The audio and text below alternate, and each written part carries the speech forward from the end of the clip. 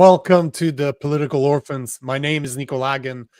My co-host, Rob Ambrose, and together with our audience, we created a space where people from all political affiliations can have a civil conversation to find solutions to the problem that we face together. Here are the topics of the day. First, Carney provides an update on the negotiation with President Trump. CBC calls him out for his first 100 days in office. Conservatives table a bill to end woke judge sentencing. More Americans are coming to Canada than Canadians are going to the US for the first time in more than 5 years. It seems that we now have confirmations that immigrants are taking advantage of our healthcare system. It's been said that Canada has the seventh highest debt level in the world, yet the Liberals want to borrow even more money. Finally, we're going to talk about the UK implementing a bedroom tax. And the number one topic trending today, Taylor Swift getting married. But it's not for the reasons that you think. Get your comments ready because the show starts now. What's going on, man? What's happening, brother? What are the reasons that I would think?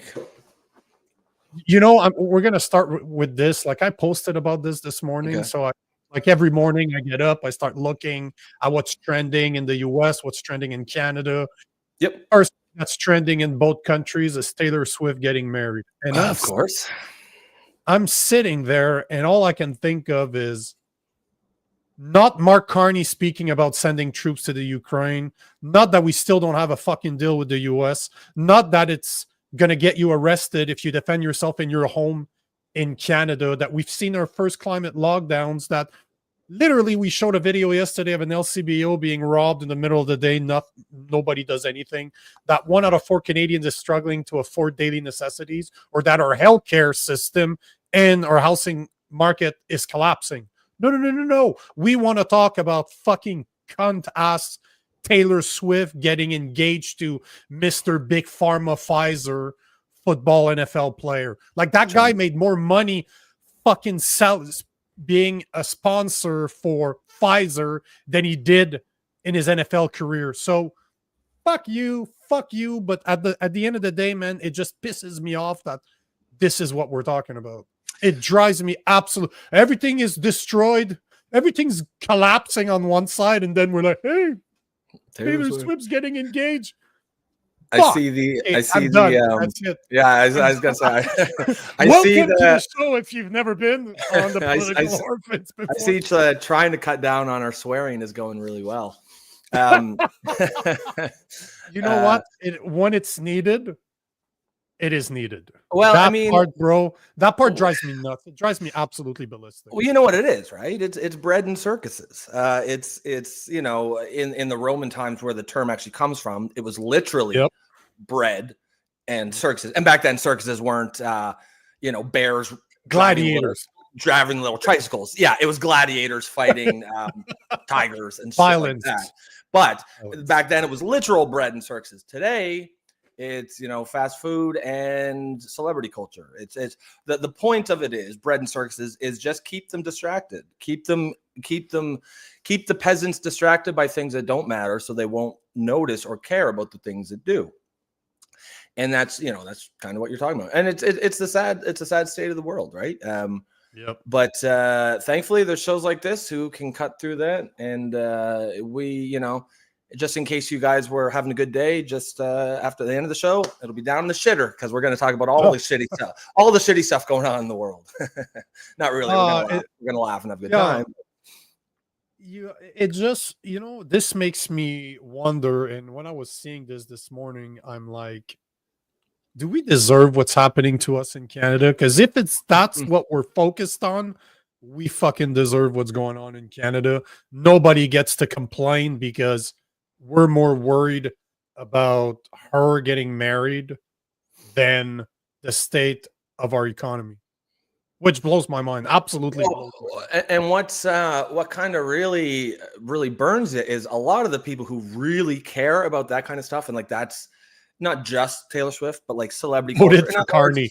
Stuff that doesn't matter. No, they vote. Like voting is a big thing because like, you know, Taylor Swift and all the other celebrities, they push the message. You got to vote. You got to vote. And it's this sort of like, you know, I heard the word a while back. It's not activism, but slacktivism, right? Like social media activism, where it's you know, do your civic duty and vote, but no one's putting any thought into their vote. No one's actually thinking. They just vote for basically who they think all the other white liberal young Zoomers are voting for, and of course, we all know who that is.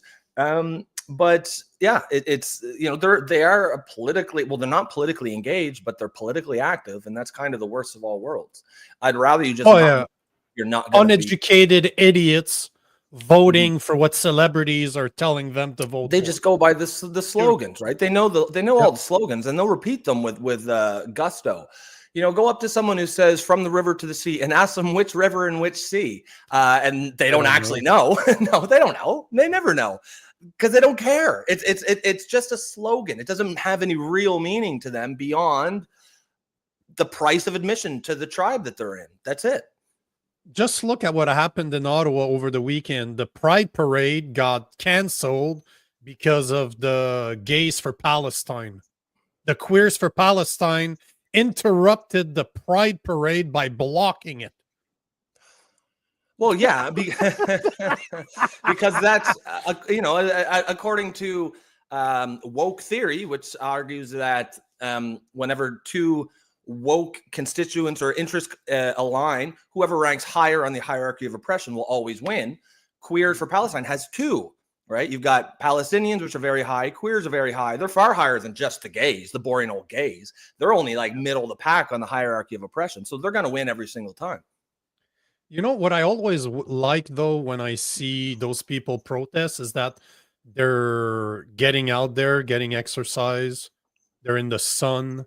They're doing all the things that they should do every day for the first time, probably in their lives. So, you know, there's pluses to people protesting, especially the fatties with purple hair. Yeah, no, yeah, I guess it's the only time they get out of the house. So yeah, in that way, it's good. But could be worse, right? Could be worse. That's right.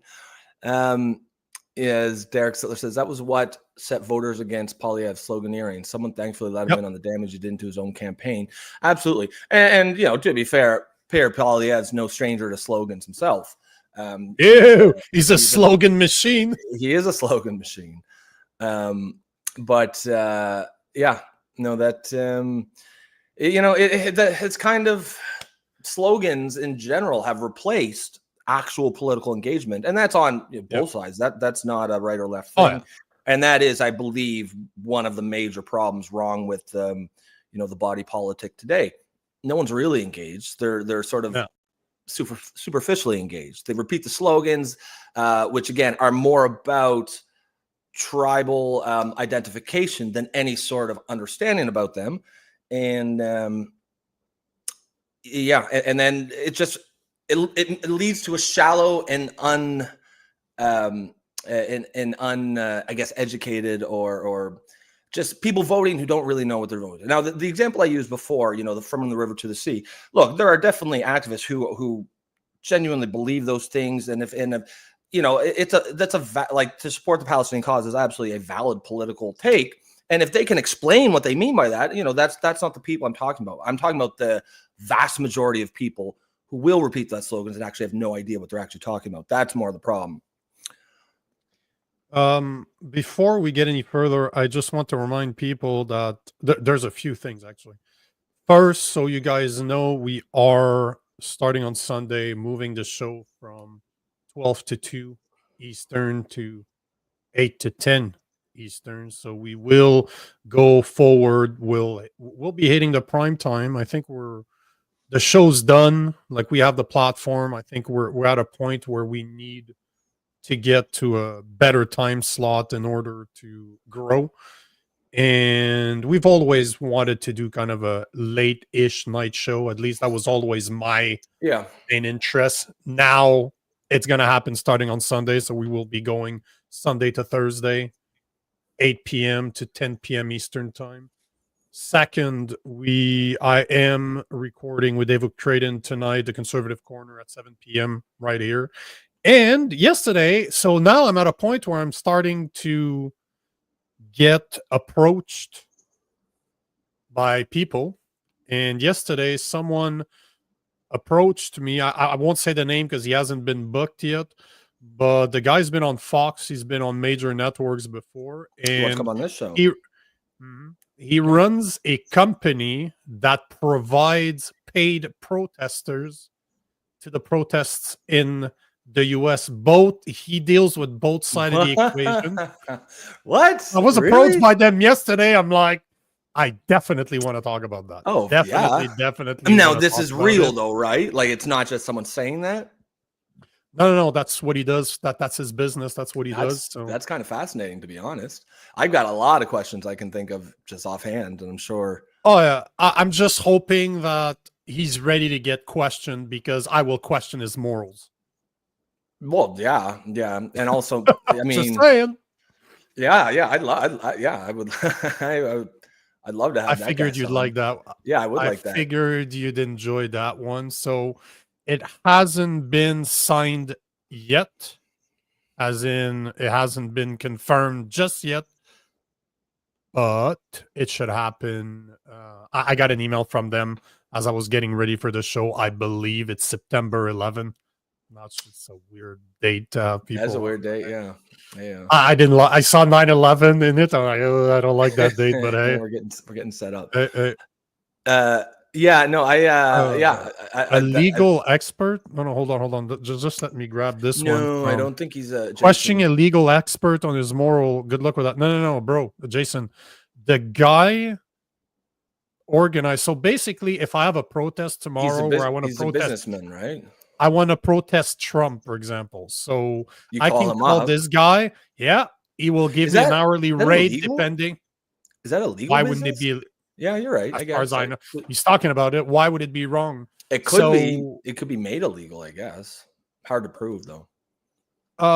Yeah, but the thing is, he could argue that the people that he brings to those protests actually believe. Yes, that's in right. those protests, right? So the guy's interview, like I'll send it to you on the interview that he got that he did on Fox, which is interesting because the guy is not an idiot. But I will question his morals, is what I'm saying. That's what I meant, sure. Jason, is I could never do that. That to me is manipulation. I don't like this shit. I don't think that you can prove that those people are not just there to make money. Oh, they are. Of course they are. Oh. But it's just wild because like that argument always gets dismissed as conspiracy theory, right? Oh, no one's doing that. No, of course not. Conspiracy, but there's the dude that's right there talking about it. He's like, no, bro. No, bro. It's like Dr. Fauci going like, no, we really did. It was a lab leak. It really was. It was. We're doing some gain of function action. Pam is bang on, guys. Let's Raja that like button. So if you're on X, make sure to like, make sure to comment, make sure to restream the stream. This is how you can help us. If you are on Instagram, do the same thing, but I want to see your comments. Although I need to jump back and forth between the platform because unfortunately they don't integrate here. But if you really want to join the conversation, join us on YouTube at the Poli Orphans. Once you're there, make sure to like. So if you're there right now, make sure to like, make sure to dislike. If you don't like what we're talking about, you don't like my opinion, don't like my face, you think Rob looks gay, dislike. Like what? Oh, maybe you like that. See, that's fine too. But all I'm saying is like, comments. We want to hear from you guys, but make sure to subscribe. And if you believe in independent media, if you believe in the type of space that Rob and I are creating, there's a subscription model. It's $2.99 a month. And you can encourage independent media. So there you have it. Yep. No, it's good. A good plug. People remind me, right? I see it in the comments. I'm like, okay, I'm going to talk about it because I don't like to. I don't take a few comments and then we'll jump into it. Yep. I like this one. Derek Settler says slogans works against Justin Trudeau just because at that time the electorate was uneducated and disengaged. I assume that's who he means by JT. We've been woken up since then. Like to be clear, because we were talking about slogans themselves aren't like, in one hand, it's just classic persuasion techniques or propaganda, if you want. One of the bedrock principles of propaganda is repeat it again and again and again and again. And that's the slogans do that because it's simple, it's repeated again and again. And if a participant, and they're actually a useful and I would say legitimate tool in political activism and persuasion, of course, they convey a concise message briefly. My issue is not with slogans per se; it's with people who don't actually understand the deeper issues, are not really engaged, and just repeating the slogans as some sort of performance, like they're engaged. And that tends to be the majority of people who are passed as activists these days. So that's more some nuance to that take there. It's not slogans per se. If you're an engaged and genuinely knowledgeable person on a topic and you're using slogans to get a message across, I don't have an issue with that. It's more not people who aren't generally engaged, who don't care enough to find out the deeper issues, the nuance, the context, just repeat slogans that they're told and then go and vote based on that. At the end of the day, man, it's the culture of headlines. Same people that don't read an actual article, they don't read the research, they just look at the clickbait headline and they're like, I am informed. Those are the people you're talking about. They don't even read the articles, they read the headlines, right? No. And that's been proven, like in many studies. Most people do not read articles. Most people they just read the headlines. As Jason says, Rob's right. Make America great. No, it is. It absolutely is. And then this is what I'm talking about. And exactly. And that's actually a good. If you were teaching sloganeering as a class under some aspect of, and they probably do, or at least should, in some sort of political science curriculum, you'd have to use MAGA as a slogan because it hits all the spots. It's easy to remember. It flows well. It does get a message across. And it's clearly effective. But yeah, and like I was saying earlier, it's nothing to do with right or left or anything. There are plenty of slogans on both sides, and frankly, any political activist group who's not using slogans, I would say, is doing something wrong. It's not that I'm not anti-slogan. What I'm anti is people who use slogans as a substitute for knowledge on an issue or political engagement, or believe that they're informed. Yeah, but because they read a headline. Right? Because this is the part that bothers me. Oh, I'm informed. Yeah, no, you're not. And again, it's interesting you say that because this is one of the main reasons why when I see articles, I see headlines, I see articles, I prove them wrong. Like just when I do with Juno News this week, I prove their article wrong. That's why I do it. The whole point is, even I that does 3-4 hours of research every day for this show, I don't I don't even believe the headlines. I don't even believe the article. I question every single article out there to make sure that they're actually accurate. You need to research. And that's just us practicing what we preach, right? Some of the things that regulars say, show your work, obviously. Just get it right. That's all we're trying to do is get it right. Everyone has their opinion and their take, but if you're a sane and logical and rational person, your opinion is based on facts. So if the facts change, your opinion has to change with it. And facts are not opinions, right? Facts are facts. And when facts change, or we say something that's wrong, or we come across something, we're going to correct it. As Jason says, I love this friggin' show. Hey, I love you too, brother. He didn't say he loved you. He said he loved the show. That's not the same at all. The show loves him. That's very fucking different. Jason loves me. Jason loves me. He's okay on you. He can handle it. He can't handle me, at least. He tolerates. He tolerates you. Exactly. Well, I'm like the retarded brother, right? Yeah. It's okay. Logan says, if Pierre wanted to axe the tax, he should have talked about dropping or getting rid of income tax because F the CRA.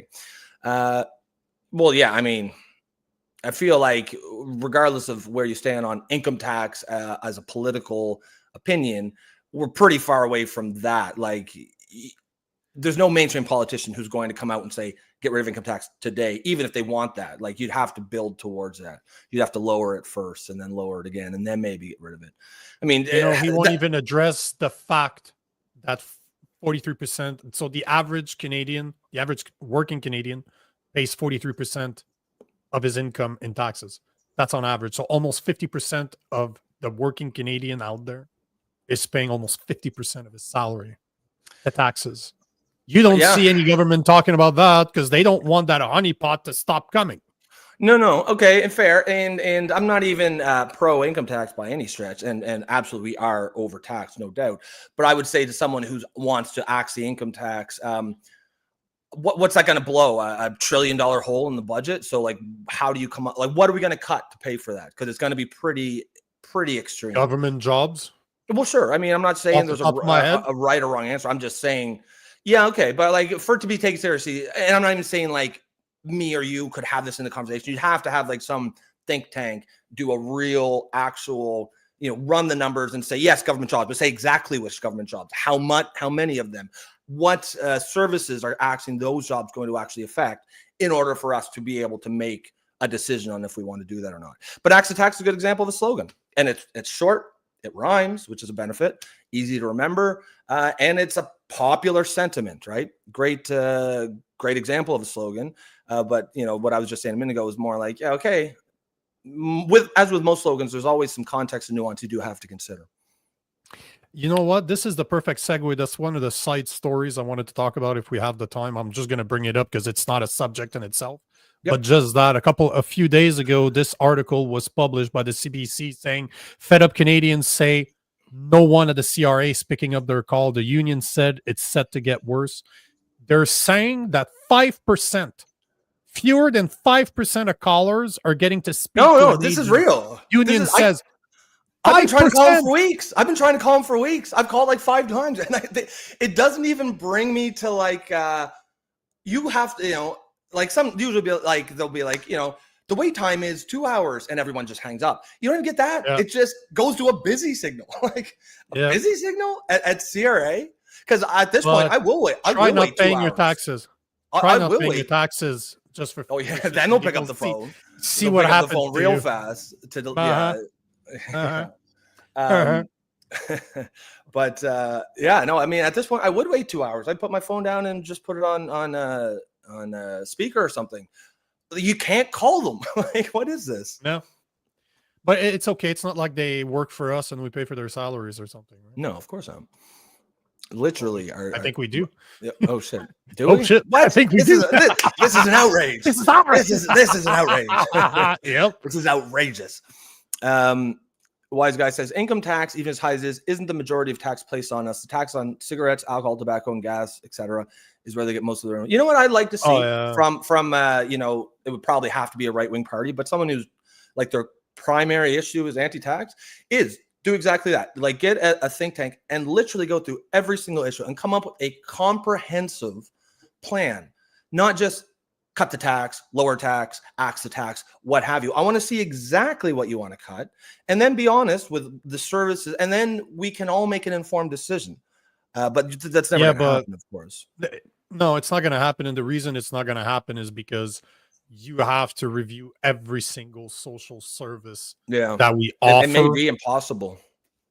Well, you know what, man? Again, do I ever like when people just feed me information? I'm just trying to see where the story is because, oh man, did I not put it in my stuff? Because there's I found a great video. You know what? Give me 2 seconds. I'll find it because this video is insane and it kind of proves your point. Yet, look, I just want to show you. It's not even what's happening. Like I'm not surprised that this is happening, but what's funny is the way that people on the news are dealing with it like it's nothing. They're just like, oh well, that's the way that it is, and you know what? What can you do? What can we exactly? What can you do? But here's a great video that I found this morning, and this is not top story, and I don't think we're not gonna have to speak about this for long. But it kind of proves, it kind of goes right after it goes with what you're talking about, and basically, it's pretty much saying the word is out: come to Canada and get free healthcare, then just go home without paying.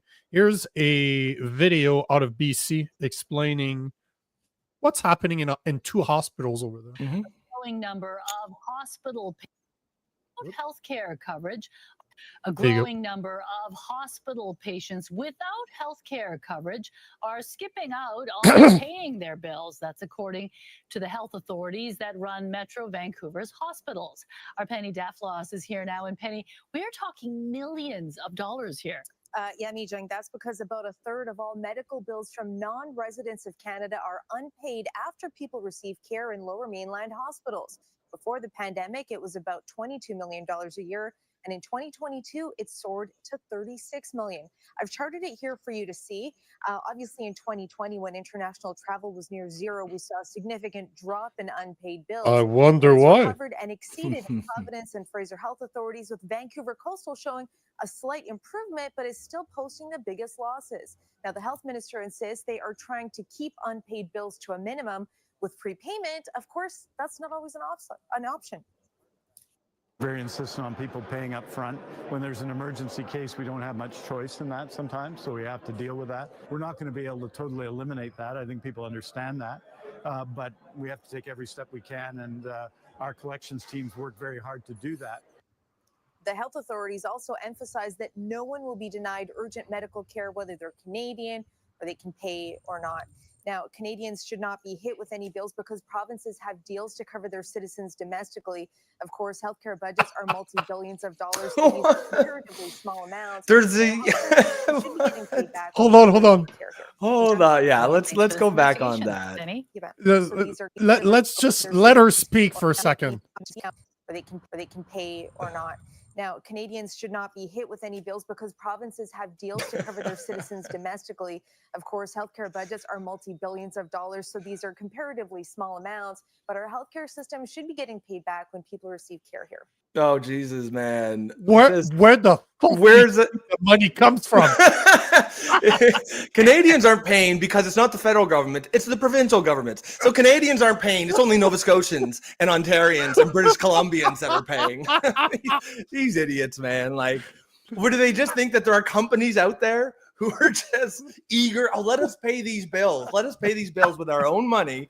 And we're not going to be paid. Like, someone somewhere is paying that from government funds, and that money is coming from Canadians, period.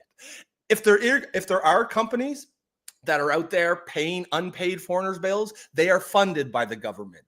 However far you want to go back, Canadians are paying these bills. But this is where we're at. Like, oh, don't worry, it's not going to cost us anything because it's not Canadians that pay. You know what? Like, we're picking up on that and we're laughing because it's ridiculous. But you know, it's easy to it's not funny. It's not funny. Like in that stupid little sentence there, Canadians are not paying for it because it's the provinces have special deals, right? You have everything baked in that's wrong with just media reporting today. Overly simplistic, if not a lie, then at least extremely misleading, and just packaged up in a nice, neat little. Oh, that's a lie. Of course, sure, and in a feel-good package, and then you forget about it. But the fact of the matter is, we are paying for that, right? And and that kind of reporting, that's just one sentence short, but that kind of reporting is everywhere. And when you extrapolate that to everything that we're bombarded with from an informational perspective, it just leads to this apathetic, know-nothing, uneducated, uninformed public who really has no clue what's actually going on. Because yes, of course we were paying for that. And not only were we paying for that in money, we were paying for that in a loss of resources. We were paying for that in the time that doctor took to see those people. There are Canadians who were denied healthcare at that time, or their healthcare was delayed and pushed back. And just like justice, what's this famous saying about justice? Justice delayed is justice denied. Healthcare delayed is healthcare denied. And again, man, we're just feeding those topics. Aaron Gunn posted this yesterday. Wow, governments in Canada now owe more money. Oh, sorry. Governments in Canada now owe so much money. It's costing $2,000 a year per Canadian just to cover the interest charged on the debt. We now have the 7th highest debt level as percentage of GDP in the entire world. And the Liberals want to borrow $225 billion more. Why do you think that's possible? Because you have an entity in CBC that is sponsored at the rate of $1.4 billion from taxpayers' money to repeat this type of bullshit where, oh, don't worry, those bills are going to pay themselves. Doesn't remind you of Justin Trudeau saying that our budget would balance itself. Now we have an economic expert negotiator that's telling us that we don't need a budget. No shit, we don't need a budget if you think that those bills are going to just get paid. But 7th highest debt level as percentage of GDP in the world. What do they want the $225 billion for? I don't know. We don't have a budget. No, yeah, that's right, eh? Trust us. Obviously. Yeah. This is the perfect trust me, bro, napkin deal. You know, I'm drunk and I'm trying to convince you to invest in my business. Just trust me, bro. Trust me, bro. This is our expert negotiator. Yeah. As Joe says, an educated populace is not good for business or government. That's right. That's why they do it. It isn't an accident. Yep. They want you dumb and stupid and scared. Oh, dumb, stupid, malnourished, eating bugs like we were talking yesterday. Yep. Eating that vegan meat. Owning nothing, but you'll be happy. But you will be happy. But you know, this is what's interesting. So you got what I just showed you, and then you have another one I wanted to show you guys. So I don't know what happened to that CBC, not a reporter, but the panelist that they had on. This was from yesterday. It's Mark Nixon that showed this. But the girl is actually ripping into Carney. Like, I don't know. Like, I'm pretty sure I see CBC live at the bottom. I don't know if I'm on crack right now. Does she need to look inside herself? Yeah, but it's not her. But listen to this, though. Yeah, no one is saying it is not complex. But the Prime Minister campaigned and won an election on being the guy to get a deal done, being the one to negotiate with Trump. That is how he positioned himself in the election campaign. So we are now a quarter in to this mandate, and Canadians do not have anything to show in terms of a trade agreement. So the government has invested heavily to showing progress on international trade and on the Canada-US relationship. There's nothing there to show. Meanwhile, they've left themselves exposed on domestic policy. We're nowhere on housing, crime, immigration, affordability.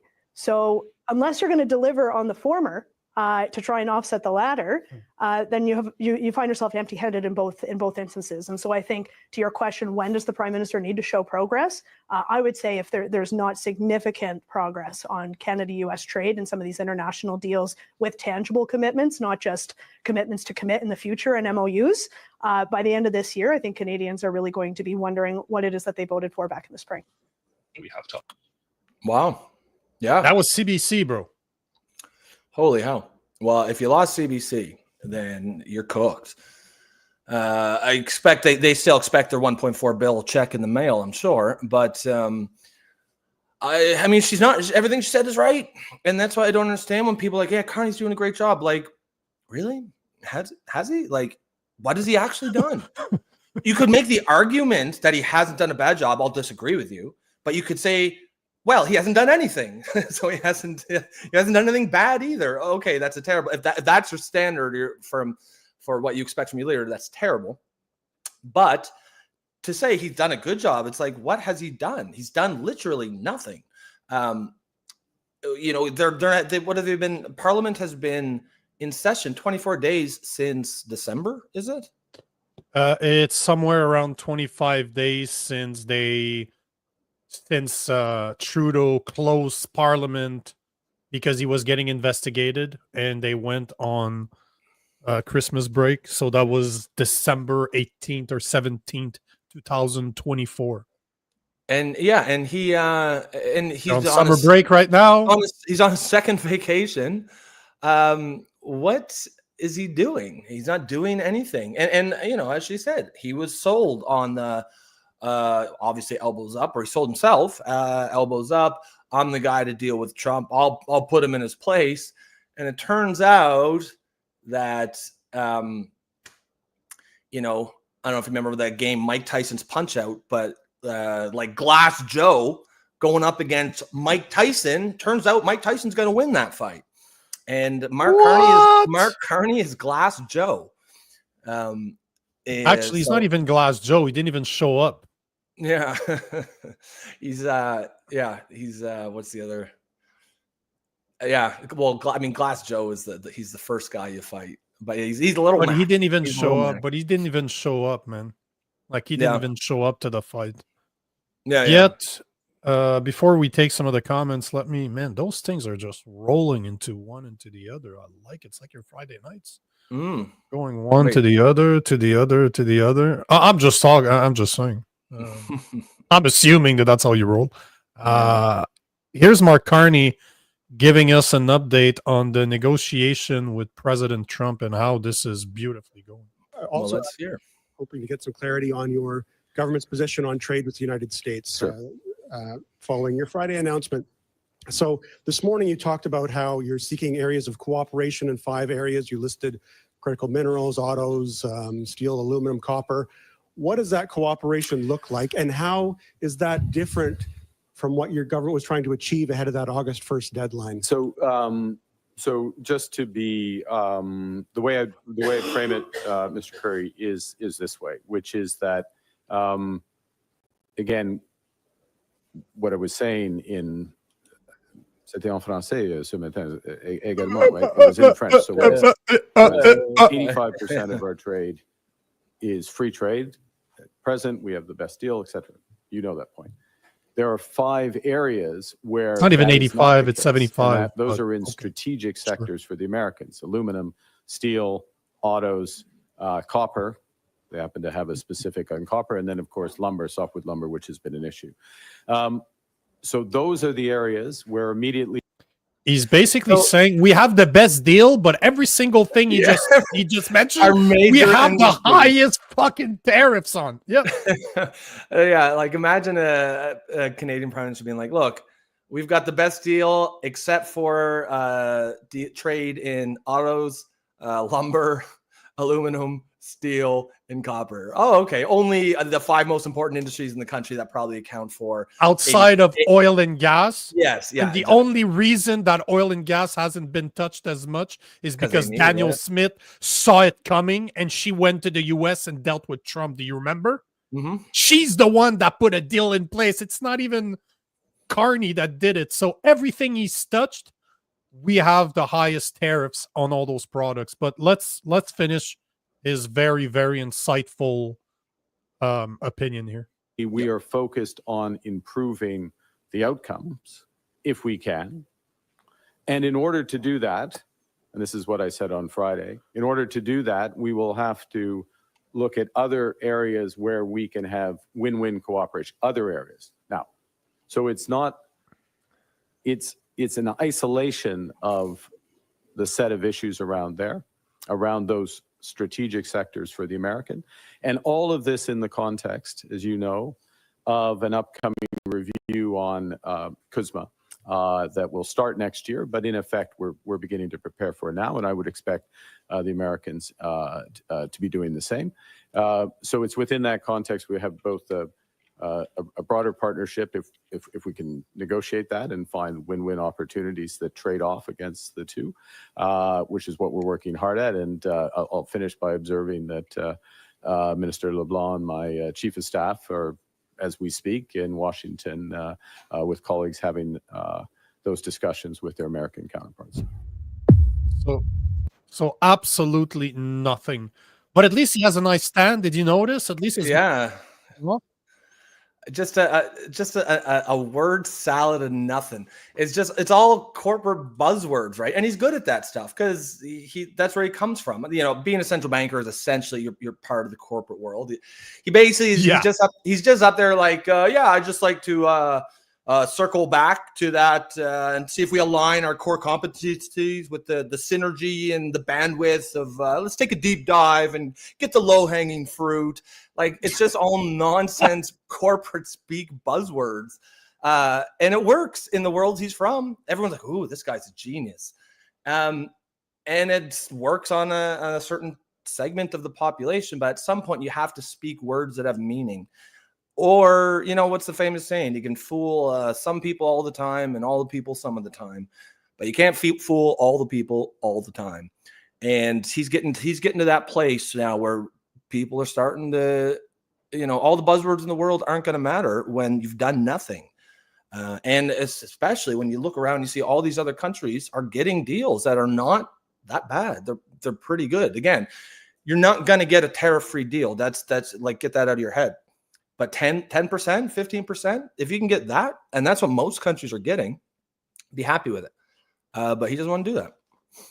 You know, as Alberta Nan says, he thinks corporate jargon makes him sound intelligent. Yeah, and it's that whole world. So people, that's how they speak, and it is effective. You know, it's, again, we talked earlier about slogans being tribal identification for politics. People who speak like that and use those words, that's tribal identification for the corporate world. You know, you're supposed to think, okay, well, I don't know anything about this guy, but he's one of us, and he sounds confident, and I'm going to follow him. I'm going to listen to him. But politician doesn't always work that way. It's a different game, and I suspect he feels he's in over his head at this point. I think. No. You don't think? This is always where you and I disagree, and I think a lot of the people, I don't know, I'm curious for the people in the comment section, let me know what you think about this, but to me, this is all planned. He knows exactly what he's doing. Again, if you go back to the fact that his goal is to crush the Canadian economy, if his goal is to crush the relationship that we have with the US, he couldn't do a better job at doing it right now without... All he's doing is virtue signaling. All he's doing is saying exactly what needs to be said at the exact proper time, like, let's declare Palestine as a free state 24 hours before the deadline for the tariff negotiation. Yeah, let's go to Ukraine after I was not invited in the at the White House to speak with the big boys. So let's go to the Ukraine and promise them not only $2 billion more, but say to the world that we're ready to put Canadian troops on the ground there to help them fight the Russians. When the Americans are trying to negotiate a peace deal between the Ukraine and Russia, he's doing everything possible to piss off the US. And then you know what's going to happen. He's going to play the victim when something like all of this right now. He's going to play the victim, and he's going to blame Trump once again. And it's going to work because people that voted for him, as you said earlier, are headline readers. They don't read the full article. They're curious. That's why Taylor Swift tell them to vote for somebody. Guess who they're going to vote? Kamala Harris. No different here. They're voting for the power, for the stars who they think you should vote for. And then they're not going to question this guy. They're looking at this and they're like, oh, we're winning. God, at least we're standing up to the bad orange men to the south. Sorry, at least we're standing up to them. We are doing what we're supposed to do. Yes, it's gonna suck, but you know what? It's worth saying that at least we're not Americans. Yeah, I was just looking up Carney's approval rating, and again, you know, take this. It's higher. It's really high. Holy hell! I don't know. Yep. I'm sure. Like, I don't know how. It's, you know, if you believe these things are not 68%, that's insane. Yeah, I believe it. Yeah. That's crazy. Yep. And again, you know, I don't think these polling companies for the most part are lying. But you know, when you understand the methodology, yes, you can see where how the bias, something else. Yeah, how the bias can creep in, right? Most of these people call people on the phone, usually landlines, and then they ask people. Now, who has landlines these days, right? Old people, boomers. And boomers are overwhelmingly Mark Carney's base. So, yes, of course. Now, I suspect, though, his overall approval rating in Canada is probably at least 55. I think he's above water. So, people are still not waking up. No, they're not. You know, I wanted again. I wanted to show this. Just let me pull it up. So there was a great article. I think, yeah. See, this one is. So here you go. So this is not quite the one I'm talking about. I'm going to share a video that I made before the show. I haven't posted it yet, but it kind of shows you a bit. But this is another article talking about this. Basically, what they're saying is that more Americans came to Canada than Canadians went to the US in July It's talking for about the travel, first like on time. vacation. For the first time in 5 years. And this morning, man, because I follow a lot of woke people, because I want to see what people are talking about from all sides of the equation, right? And people were reposting a similar article. It's not quite this one. In the video that I'm going to show that I recorded, it shows you the actual article, but people are celebrating this like this is a good thing. And when I saw that, I'm like, guys, are you serious? Do you not understand what's going on here? And I don't think the average person understand what's truly happening behind this. But here's a quick video I made just to kind of give my opinion on this. But it's messed up. People are so out of it. It's insane. More Americans have traveled to Canada than Canadian traveled to the US in July for the first time in 5 years. And of course, the elbows up people are celebrating this like it's good news. That somehow this is proving that Carney is doing something right. Here's the truth. Canadians are so broke that they can't travel. 10 years of liberal policies have destroyed our economy. The average working Canadian pays 43% of his income in taxes, and 1 out of 4 Canadians is struggling to afford daily necessities. Plus, our dollar is so bad that it's a bargain for Americans to come here. This whole mess shouldn't be celebrated. This should be an indication of how bad Canada has become. It's absolutely insane that people think this is good news. Yeah, well, I mean, I think the people think it's good news. They think it's a way to stick it to Trump, right? That's they're like, because that's the guiding principle for many of these people. It's that idea of, oh, this shows that Trump is, you know, a dictator, a tyrant. No one wants to go there. Blah blah blah. It's not. You know, it's not particularly good. What's good, what would be good is a good relationship with the United States. Like them or hate them, they're our biggest trading partner. It's the most powerful country in the world. They have been our umbrella over the last 60, 70, 80 years. For us to be in a negative relationship, a hostile one where most Canadians are hostile towards the United States, that's not a good thing. That's not something that should be celebrated. Hey guys, if you enjoy the conversation that we're having and you want to join the comments, make sure to like, make sure to comment, obviously, but join us on the YouTube channel at the Poli Orphans. Make sure to join this conversation. It's always great. Like, it's a shame we can't take all the comments that are being written, but join the conversation. If you're here right now, if you are on the YouTube channel, make sure to like this stream. Agree with us, disagree with us, like, disagree. We want to see what you guys think. Make sure to comment and subscribe. Make sure to join the conversation every day, because this is what we do. We do it live because we want to interact with you guys. So what do you guys think? Do you think that people will ever wake up? Because once again, like what I was talking about with Taylor Swift earlier, I don't want to talk about her getting engaged per se, just the fact that it's trending over all the problems that we have. Now you have people like the girl I shared her in my video that's celebrating this, celebrating the fact that Americans are still coming to to Canada, but we're not going, like it's a win. But it has nothing to do with us being scared of the US. It's literally that it's above 60% of Canadians are thinking that they need to cut back because they can't afford anything anymore.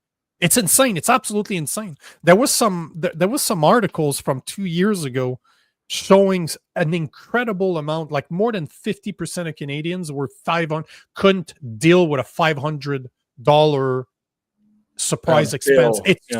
Yes, something bad happens. They're like, we can't cover this. And this is insane. That's scary. And that was 2 years ago. That was 2 years ago. I was looking at the article this morning. So absolutely insane that we are where we are. And you know what? The video I recorded, I haven't posted it yet, but I like to do this. Just say, you know what, guys, this is what you guys are thinking, but have you thought about this? And this video could be 20 minutes long. I could literally go one after the other and just show you why this is not good. Yet people don't realize this. They make those comments online saying, "Oh, this is great," and we're talking people with massive audiences similar to what I have. And I'm like, "Are you guys serious? Like, why are you condoning this?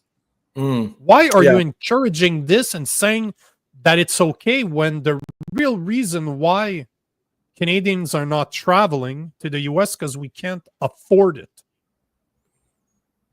Yeah. Yeah, it's That's bad, I mean, man. that's not a good thing. Yeah. No, because people deserve vacations. Yeah. Like, Yeah, and I mean, if you can't afford going to the States, you probably can't afford going anywhere. yeah, that's a very good point, bro. Yeah, that's gonna be your cheapest one. Logan White, I don't know how true this is, but it'd be hilarious if it was. There's a classified RCMP memo saying we're at risk of civil unrest if Canadians realize how poor we are. That's I mean, that's scary. Hold on, leave that there. I'm gonna look for it. Yeah, just take a quick look. Take a quick look for it. But I'm like 90% sure that I've read this. I think I did too somewhere. I'll put it back up here in a second. No, it's okay. Just remove it. Oh, you got it? Okay.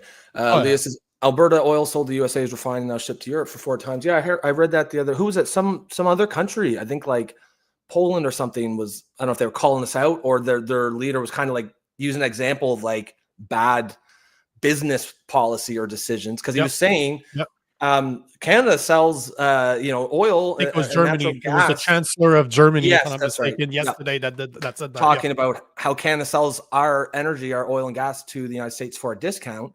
They refine it and sell it to Europe at like 4 times the price at a huge upscale. And that would be us, except for we have Bill C-69, which allowed Canada or Quebec to scrap the Canada Energy East Pipeline, which would have given us export capacity on the East Coast. We could have done that. That one move alone would probably boost our GDP by several percentage points. But it's a small-minded, small-town, provincial thinking by our government. We're terrified to think big, to take big risks, to do big projects, especially if it goes against the left-wing sacred cows. For example, anything that has any negative impact on emissions or climate change can't be done, and it's nonsense. It's utter nonsense. So our country is suffering because of it. We're becoming poorer and poorer every year because we refuse, or at least the Liberals refuse, to allow us to extract our natural resources. It's bad governance. I remembered, and here it is. So Logan White was absolutely right. It's from the National Post. Secret RCMP report warns Canadian may revolt once they realize how broke they are. Legit. Wow. Yeah. So I remembered reading this, and that was probably last year when it came out. But I wanted to show Leah. She's saying that also trending on Facebook is another movement, September 15th, to show up on Parliament Hill to protest. The unrest is already underway. The problem with this, and this is where we need to be extremely, extremely, extremely careful, is remember what they did during the Freedom Convoy. There was no violence. I was there. There was no violence. It was a massive party in front of Parliament Hill. But because they did not align with the government values, they were calling out the government for the lockdowns. They eventually use the Emergency Act in order to clear people away. Yet it was deemed to be unconstitutional later on in federal court, what's the court? In the Supreme Court. So you got to be very careful if you are going to protest the government on Parliament Hill. Be very careful that it doesn't turn violent, because that's the only thing that they need to use the Emergency Act again. And you don't want to be in a situation where where the government has the power to invoke martial law. because this is very problematic. So you need, I believe in protest 100%. You should be protesting when you're not happy, 100,000%. But you need to be extremely careful that it is handled the way the Freedom Convoy was handled, because it was not violent, yet they still use powers that they shouldn't have used, that was unconstitutional. So I'm all for people protesting, and this happened. Maybe we should go. Maybe I'll make the drive.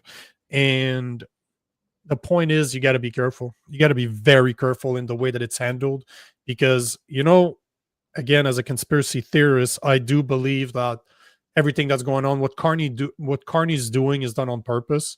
And one of the end goals could be exactly that, to generate so much unrest with your population that they become violent.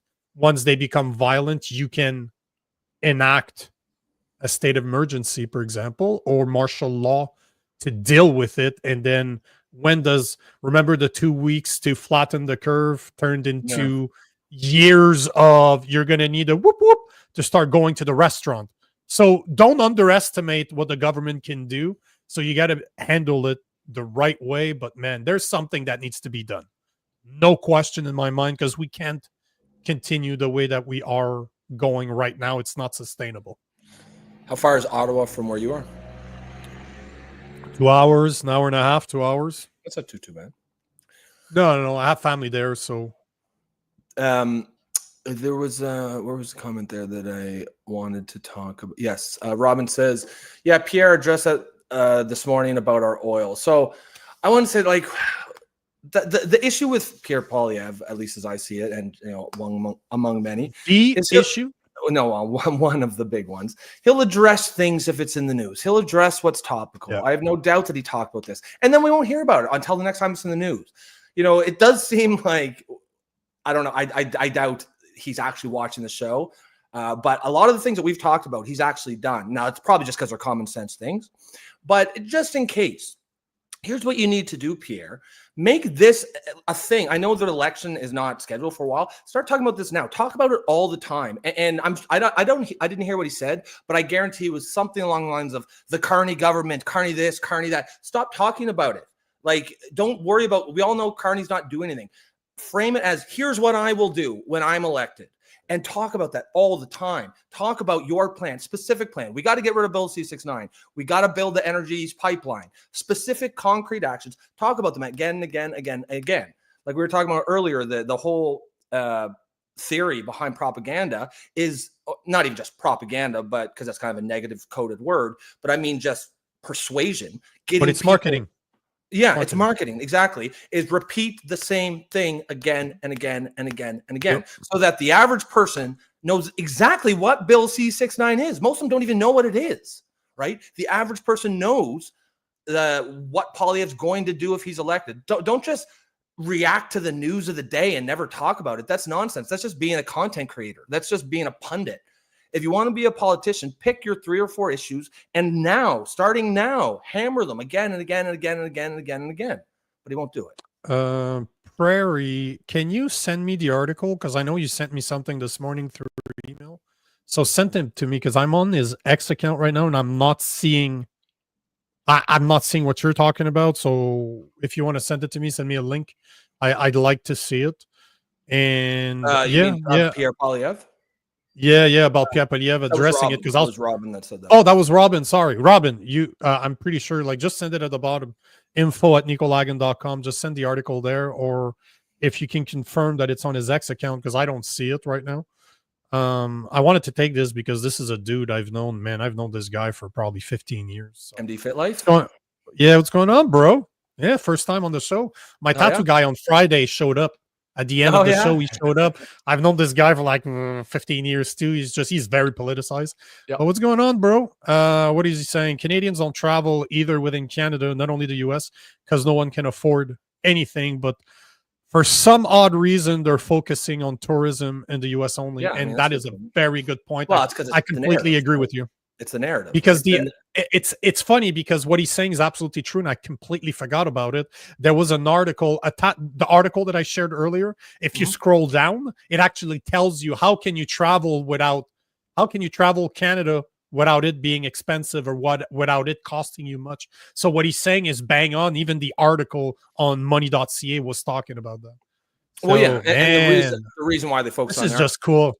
This is Yeah. just cool. Like, I've known this guy. We met through martial arts like 15, 16 years ago. We met punching each other. People. He's beat your ass several times. Please. Please. Mike, please, Mike. No. It's he's a bro. I've known this guy for yeah, look within yourself, Rob. But yeah, he's right though. Like, the reason they focus on the American aspect is because that fits the narrative of, look at all the terrible things Donald Trump is doing, and that's and it's all his fault. It's all his fault, right? Not the 10 years of liberal policies. He says, "Tell the truth, Nick. Tell the truth." You know what, Mike? I don't need to. I'm the only one with a microphone, so the victor. Yeah, I make up the truth. I make up the truth. I'm the one with the microphone. Yeah, I decide the truth. He who has the microphone decides the truth. Yep. Want to move on? Want to take some comments? Want to move on? It's up to you. Let's move on. I think most of the comments are just sort of either an agreement or disagreement, but mostly agreement. Just going through topics today. That is awesome, man. That is really cool. Might actually get to all of them. No, I literally had 16 topics, which we can normally barely cover 5 or 6 without having to go down rabbit holes. But up to now, man, we've covered more in an hour than I think we've ever done on a show before. Yeah, through it. Yep. Guys, if you are enjoying the show, make sure to like, make sure to comment. And if you're not on X, or if you're on Instagram, join us on the YouTube channel. I know that's what Mike did, because I just saw a comment on Instagram from a few minutes ago, and then he just joined here. So be like Mike. Be like Mike. Like Mike. You like that? Huh? Be like Mike. Just show up to the Political Orphan at the Poli Orphans on YouTube. Like, comment, join the conversation, subscribe, obviously. And if you like what we're doing, you can encourage us, become a member for $2.99 a month and support independent media. Now, the next thing I wanted to talk about is, I don't know how I did not hear about this, because this was done like 2 weeks ago. I don't know what's going on, but the conservatives, I'm slipping, or maybe my lack of sleep is starting to show. Yeah. But the conservatives, time to get rid of the baby. You got to have your priorities. Well, that's why we're baby. That's why we're moving the show at night. It's going to be better for that too. Nice. So the video I wanted to show you guys is this one right here. It is the conservative table a bill to end judges considering immigration status in sentencing. Wow. How did I not know about this? This was posted on Global News 2 weeks ago. I like it. I need to start smoking again. I would love to see the debate. How could you argue against that? Like, there's no way you could do it without sounding like an absolute moron. Because like, it's one of those things that, like, we all know it's happening, and that's one thing. But to actually argue for it, no one actually argued for this. The judges just started doing it. But yeah, I don't know how you could actually argue for this, that judges should consider immigration status in sentencing. Really? Of course you can argue for this. If they don't, it would be racist. There you go. Oh, yes, of course. Yes. Come on, man. You're a far-right Nazi, yes. You're a far-right bigot, racist, xenophobe, and you're probably anti-trans. Yeah. And you're all of those. Actually, and the ultimate insult, you're a Trump supporter, MAGA fuck. Oh, you're MAGA. MAGA maple is how they call Canadians that love Trump. Right? Yeah, maple MAGA. Yeah, as Nan says, you shouldn't need a bill for that. That's true. Like, this is just common sense. But if they're gonna do it, which they are, we're seeing them do it, then yeah, make a bill. So, ready to watch the video? Today, I'm announcing that Conservatives will introduce legislation to amend the criminal code and restore the value of Canadian citizenship by ending the practice of judges considering a non-citizen's immigration status in sentencing. Since 2013, a Supreme Court ruling has permitted judges to consider immigration status when sentencing. Wow. This has been seen in several recent high-profile cases. For example, a permanent resident received a conditional sentence after being convicted of trying to purchase sexual services from a 15-year-old, as a stronger penalty would have hindered him and his wife from obtaining Canadian citizenship.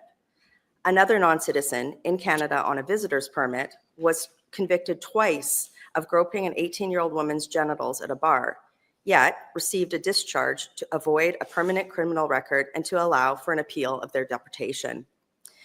Anyone seeking residence or citizenship in Canada has responsibilities as well as rights.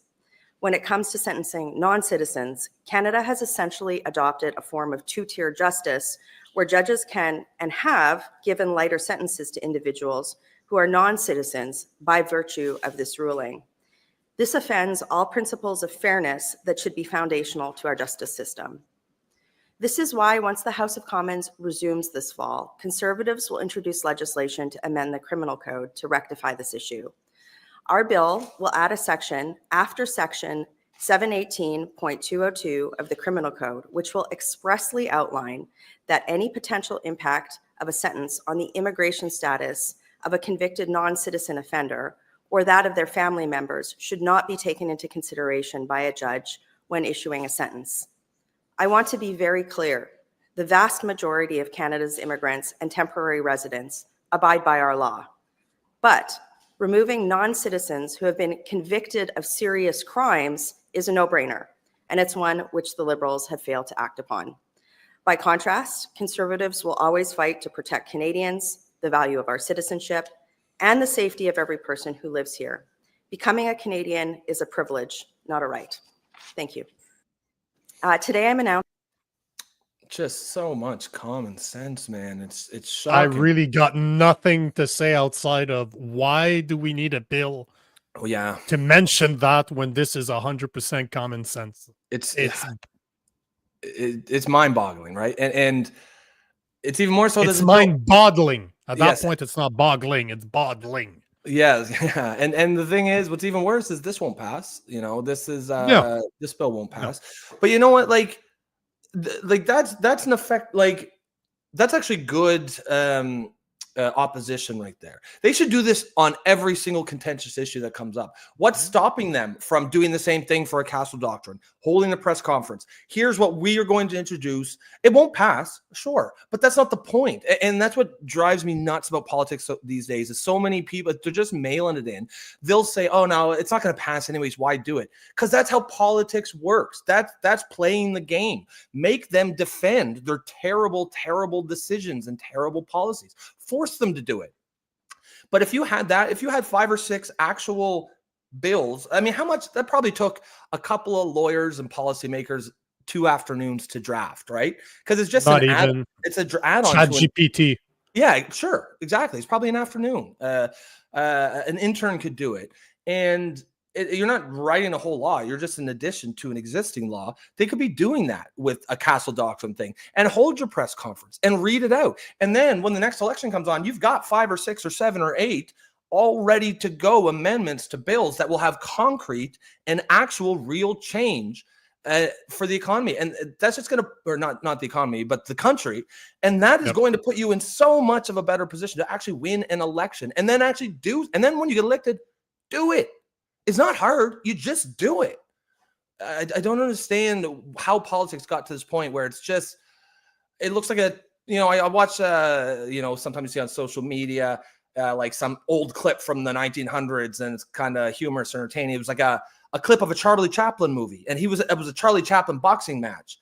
And of course, you know how Charlie Chaplin works. It was just him going like this around, and they're all like beating each other up. He's dancing. He's dancing around. I've seen this. No one's hitting each other at all, and then the refs dancing, and that's what politics is. Just swing, land a punch. It's not hard to knock out Charlie Chaplin. He had his head dropped the whole time. There was no defense.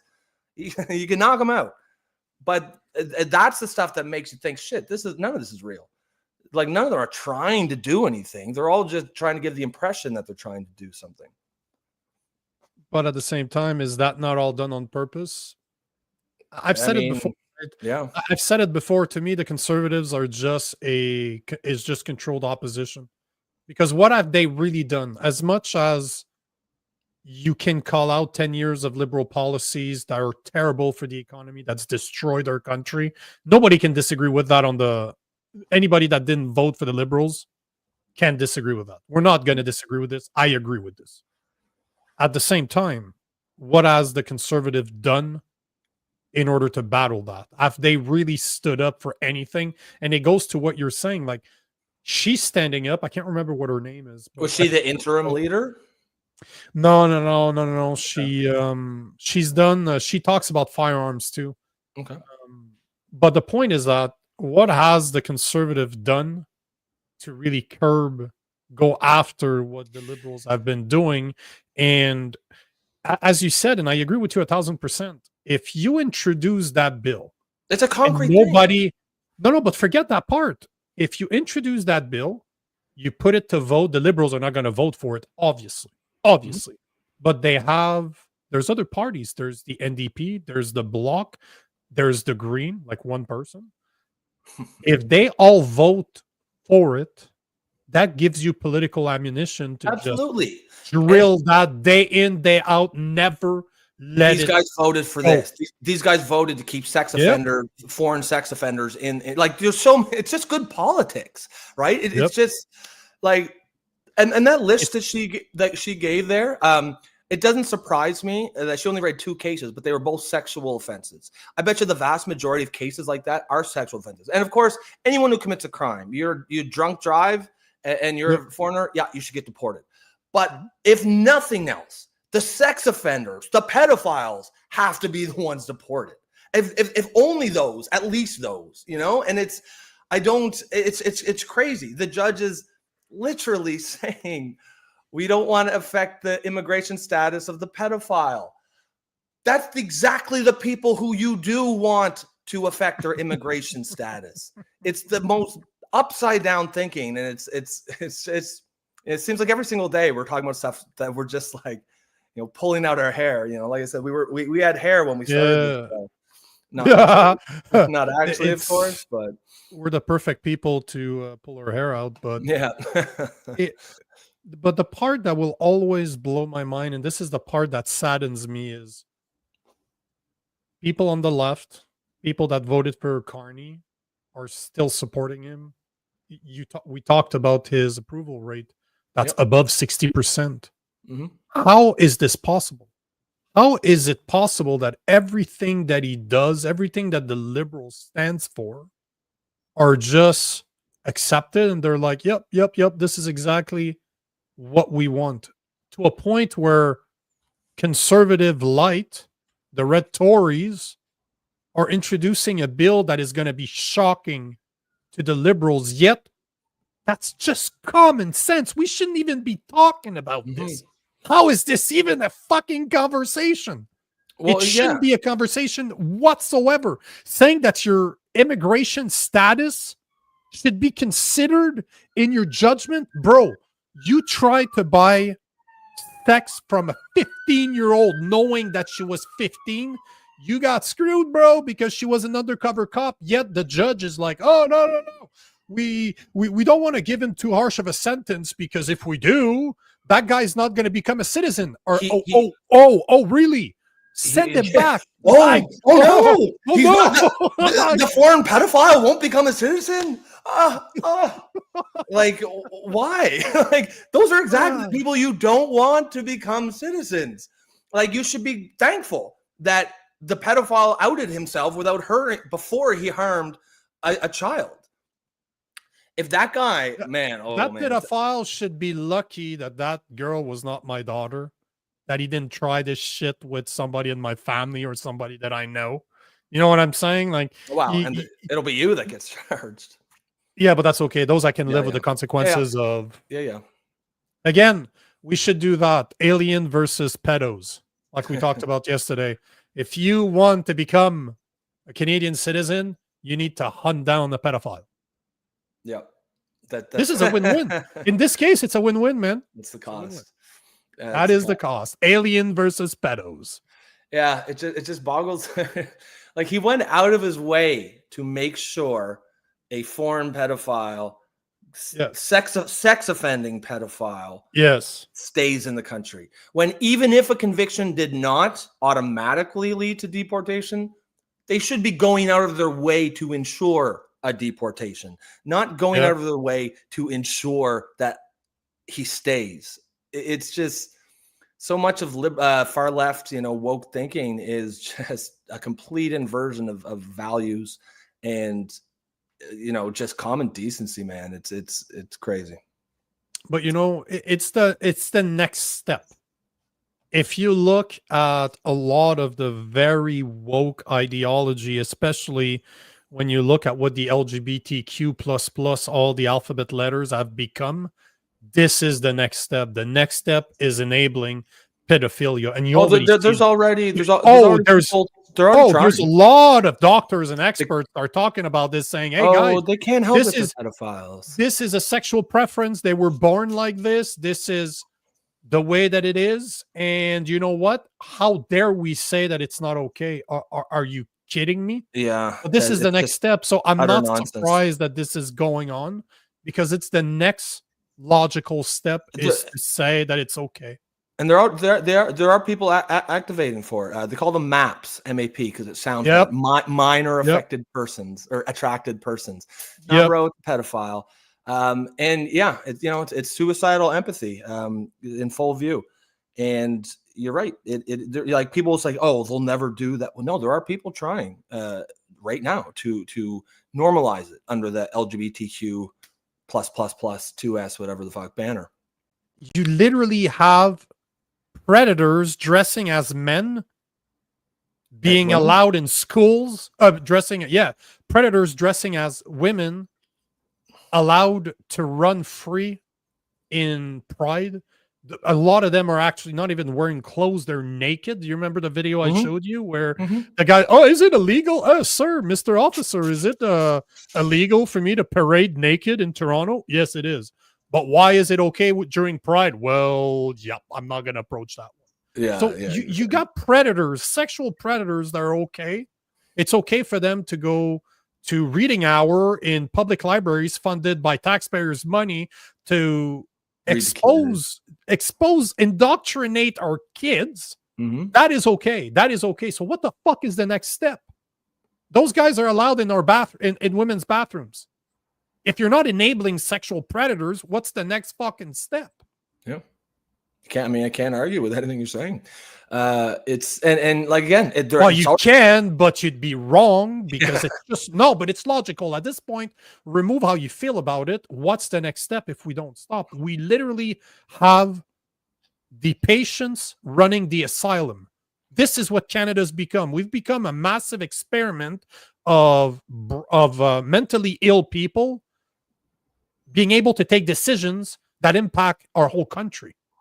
It's insane. It's absolute insanity. Just complete inversion. As Logan White says, I'm not against gays, lesbians, bisexual, but why do you need a parade to celebrate your sexuality? It's 2025.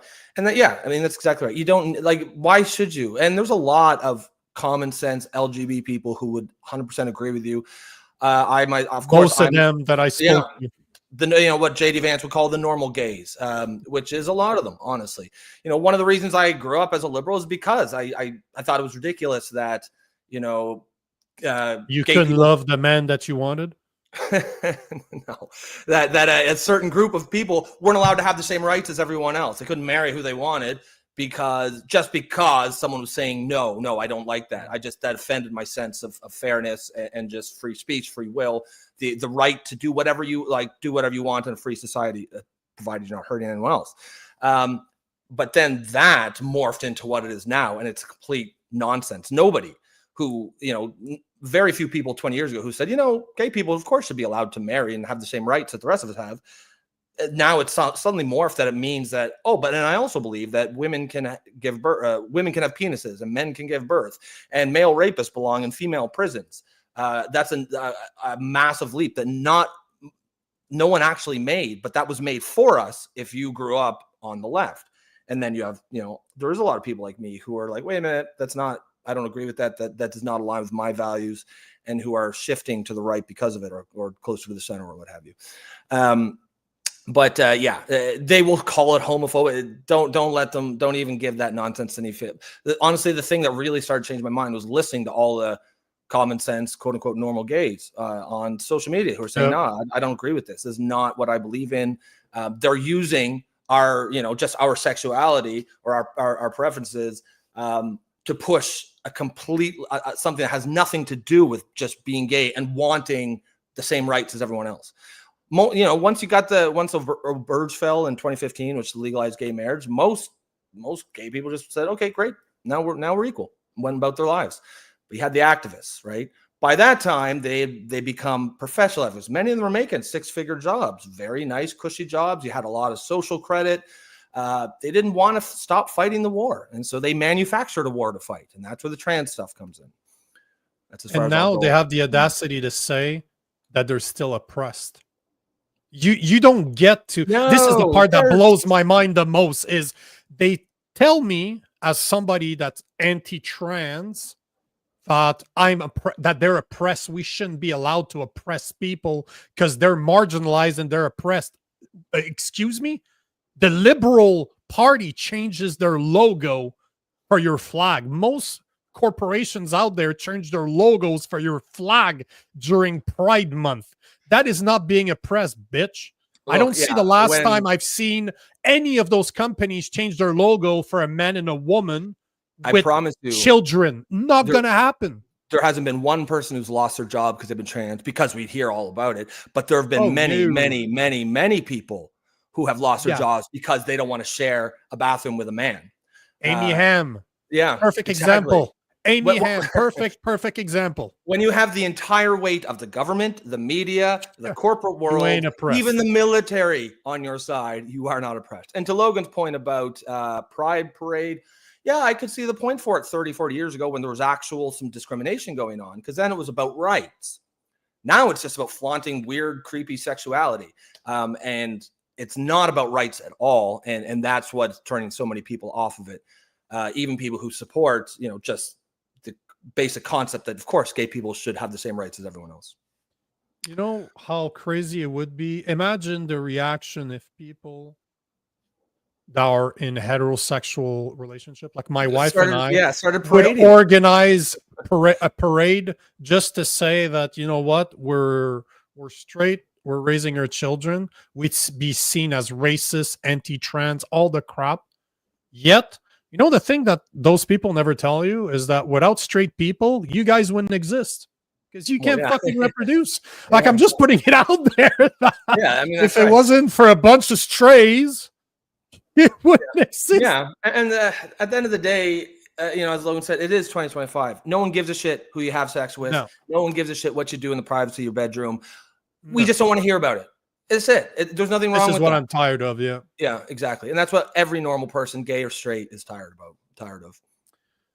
Now, let's I got something else I wanted to show, because this, again, we talk about idiocy. This is completely insane, but it goes in line with what you the numbers you were showing or talking about, the approval rating of Mark Carney earlier. And this, I wanted to show this. I got that from Moose on the Loose this morning. Mm-hmm. There's a new abacus data showing that the Conservative Party of Ontario has the highest approval rating ever. Wow. Look at this. This is abacus data from last week showing that now Ontario, because Ontario is not a liberal province, but it's not. Doug Ford's a liberal. I guess so, eh? Yeah. But look at this. You're talking about 53% approval. Like, this is approval rate. Like, this is insane. No, that's the polling, as in who they would vote for. It's not even an approval rate. It's who they would vote for. It's literally twice as much as the Liberals. Well, I mean, and like I said the other day, it doesn't surprise me, because Doug Ford is not a conservative. He's a liberal. So he's getting access to the conservative people that voted for him.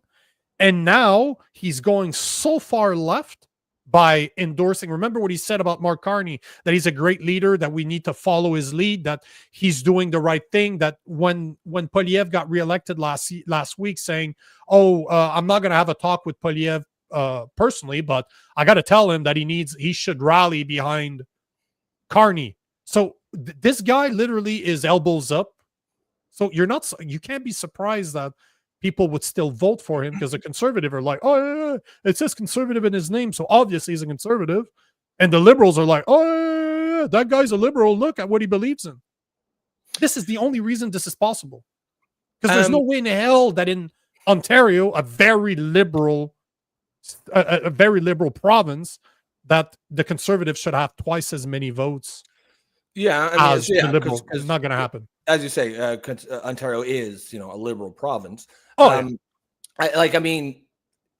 Just to play devil's advocate here, that could be read as just smart politicking, smart political strategy by Ford, sure, being a conservative leader, but then hewing to the left, knowing that Ontario is, for the most part, a liberal province. But yeah, it's interesting. As Leah says something here. So she says, I know, I love that comment. Yeah, Ontario Improvery is not for Doug Ford. It's a conservative movement. So I don't know how you would know that unless it depends on the wording. But it's a pretty interesting debate or discussion, because I think whatever the answer to that is will be very interesting one way or the other. I'd be very interested to know, is that for Doug Ford, or is that for just the general conservative movement? Because those are two very different implications. The reason I would say that it has to do with the party itself and not the movement is because if you look, I'm just going to reshare the actual data, but if you look here, it clearly said Ontario PC. Yeah. Which that's a party.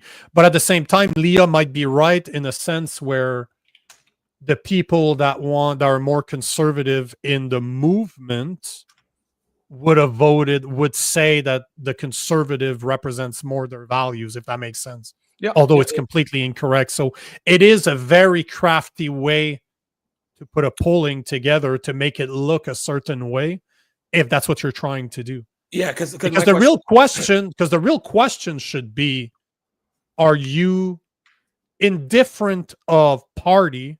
Are you more conservative do you consider yourself more a conservative small c, or do you consider yourself a liberal small l, not the parties? Yeah, they're not going to ask that question. Like is that 53% people who consider themselves conservative, or is it 25% liberals who like Doug Ford? You know what I mean? And it's it's hard to kind of tease that apart. I'm just looking at Ford's approval rating, so he's at 50%, which is pretty close to that number. He ate the other 50. The answer is probably somewhere in the middle. There has to be some aspect of it that is just liberals who like Ford, but it can't be a bad thing either for just the conservative movement in general to see those kind of numbers. Hey, I want to address this one because you need to explain yourself on that one, DNL, because, wow, I'm not sure I understand. I see what you're saying, but, man, you need to explain yourself. So DNL is saying, I would say that Doug Ford is not catering to the left. He's catering to the middle. Smart politics, as this is where most Canadians are. What smart politics? The only thing smart I've heard of Doug Ford in the past 6 months was that something needed to get done when it came to castle laws, and you should be able to defend yourself when somebody invades your house. But outside of that, I've never heard anything smart outside of, we should support the liberals, bro. No, but to argue DNL's point here, I mean, the numbers we just showed kind of makes that, supports the smart politics argument. If he's able to get a 50, what I mean? It's smart for his career. It's smart. No, but hold on. That's why I'm asking DNL to explain himself, because if you're saying that the average middle person is all about smart politics, I agree with that. I agree with the last part of your statement, not the first part of your statement, if they're connected. That's the part I don't understand, because saying that, when I read this message, and again, I might be wrong, but when I read this comment, I'm reading that Doug Ford is not catering to the left. He's catering to the middle because the average Canadian likes smart politics. That's in the middle. But that's incorrect. Like, damn, Doug Ford is not in the middle. There's no political party in Canada. The Conservatives are not even in the middle. There's some type of leftists on the right side of the left. But the only party you can say that's somewhere in the middle is the PPC. That's it. Like it or not. I mean, I want some explanation, DNL. I would say though, go ahead.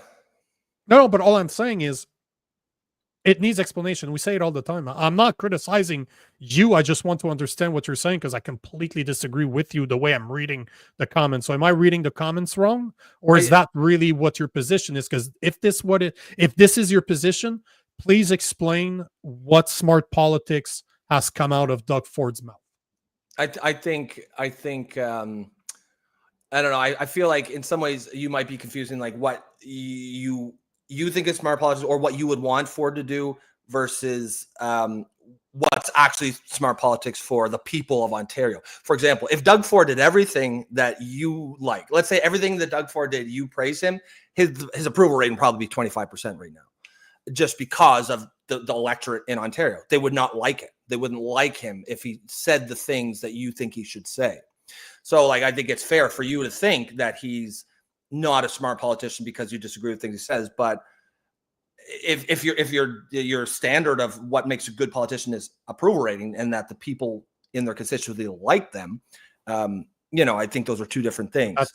That's not what I'm saying. What I'm saying, I'm taking his comment for what I'm reading. I'm reading that he's saying that Doug Ford is not catering to the left, but catering to the middle. Because most Canadian are somewhere in the middle, and that's smart politics. My point is that he is not catering to the middle at all. He's a leftist.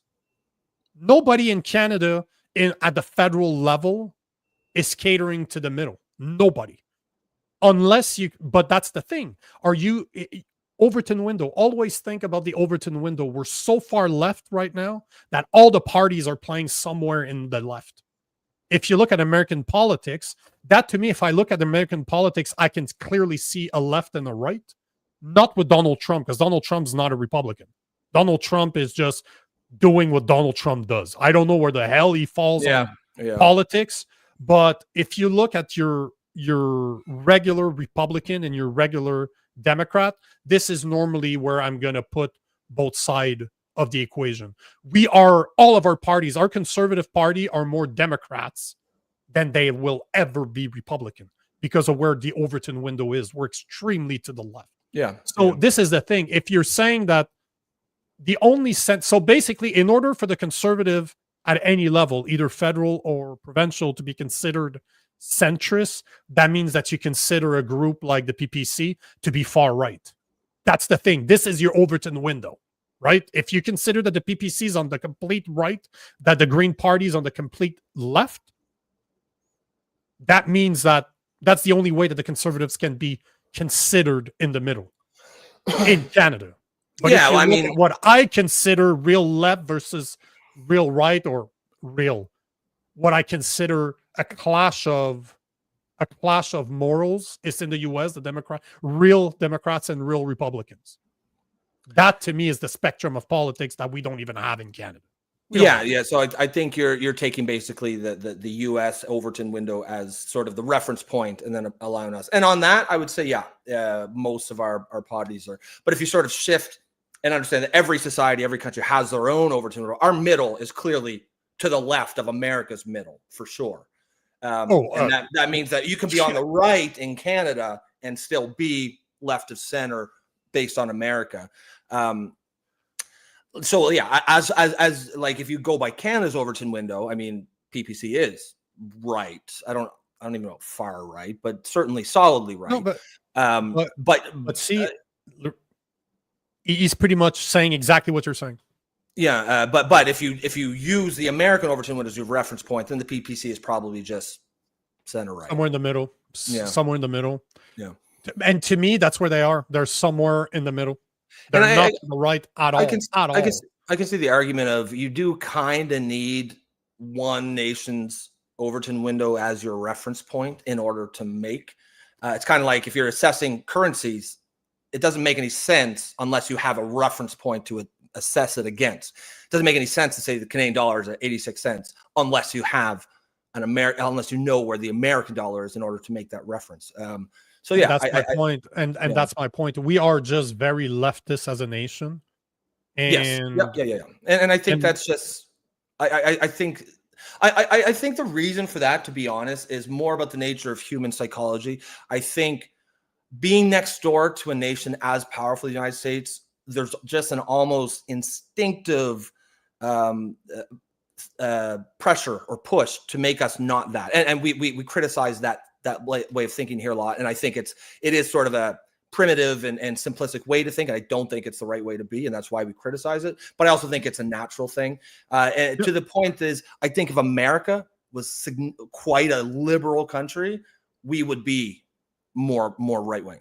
I think whatever America was going to be, we were going to be opposite, and that's just a matter of being next door to such a culturally sort of overwhelming force. But DNL is saying, but that is through my eyes, just my opinion. And bro, I'm not saying you're right or you're wrong. I'm just disagreeing with you. That doesn't mean that everything that you say is irrelevant, because unfortunately, most people think like you. Most Canadians believe that the Conservatives are really conservative, and a guy like Doug Ford that plays on the left side of things is more of a centrist. Well, because of where, again, we think, as I say, I'm always comparing to the US, because to me, there's two parties there that actually stand for two completely different things. But if you look at the last election, what Mark Carney did with some of the policies of Pierre Poilievre and just put a red background behind it, basically didn't change. Axe the tax, he literally stole that from Pierre Poilievre, changed the background to a different color, and it became a liberal policy. That's not because Mark Carney is a centrist. It's because Pierre Poilievre's policies are leftist policies. They're not rightist policies at all. So again, it is where Canada is. It will never become conservative the way that I want it to be conservative, and that's fine. It is what it is. But I think we need to awake ourselves to the fact that we are playing in the left spectrum of politics, no matter the party that we're talking about, outside of maybe the PPC. And obviously there's other small parties on the provincial level that are Christian parties, so they will be a lot more far right, no questions about that, but they're not influencing politics. No, and I honestly, I don't even think you guys are really even disagreeing that much. It's just you're using the American system as your reference point, and I think DNL is using the Canadian one as his. But you're both kind of, as he says, in the US, Ford is a lefty, but in Canada, that makes him a centrist. Yeah, which is fair. You know, you kind of have to. If it just depends where you're talking, what you're using as your reference point. It's a matter of explaining where the Overton window is here compared to the US, right? Yes, that's all perspective. And I knew what he was saying. I don't agree with what he's saying, but I know exactly what he's saying, because that's what most Canadians think. Because it's never going to be possible to really move to the middle, because we're so far left right now. Like, to really truly have a middle of the way I don't think it's possible in Canada, because we're so far to the left.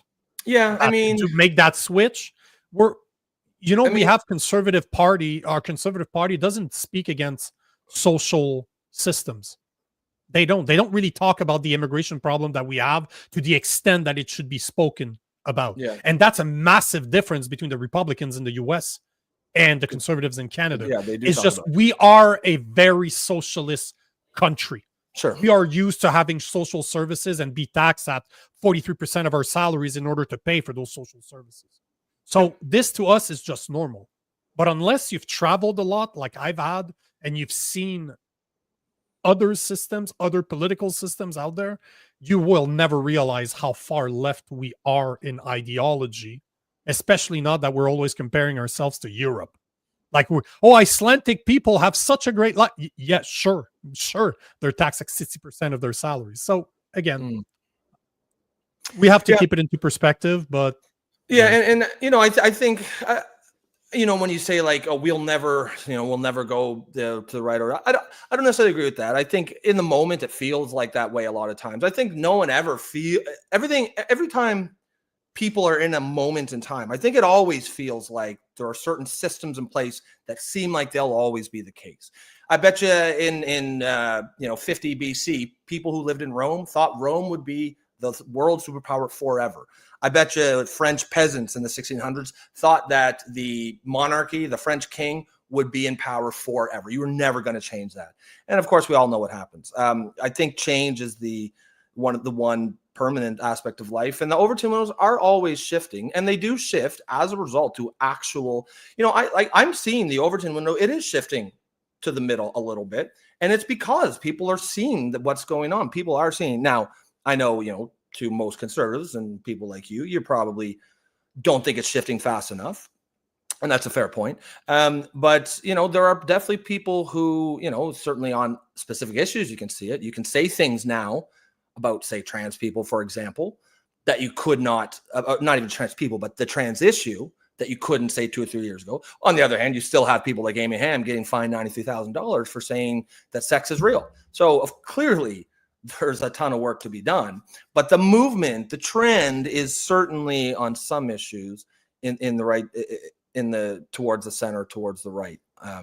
How far that goes, because it could have at any point shift back. This could just be a very brief reprieve and before we go like insanely far left. But it's one of those things you never know in the moment which way it's going to go. It only becomes clear in retrospect.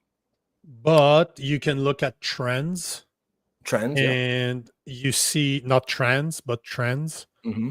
And you can clearly see that window is not shifting, really, because look at who the conservatives are. They won't even address that. They won't even address the simple fact that men cannot be women because women don't have penises, plain and simple. They won't even address that one with a 10-foot pole. Yeah. They won't touch that one at all. Yet, what is more of a 90-10% issue than that?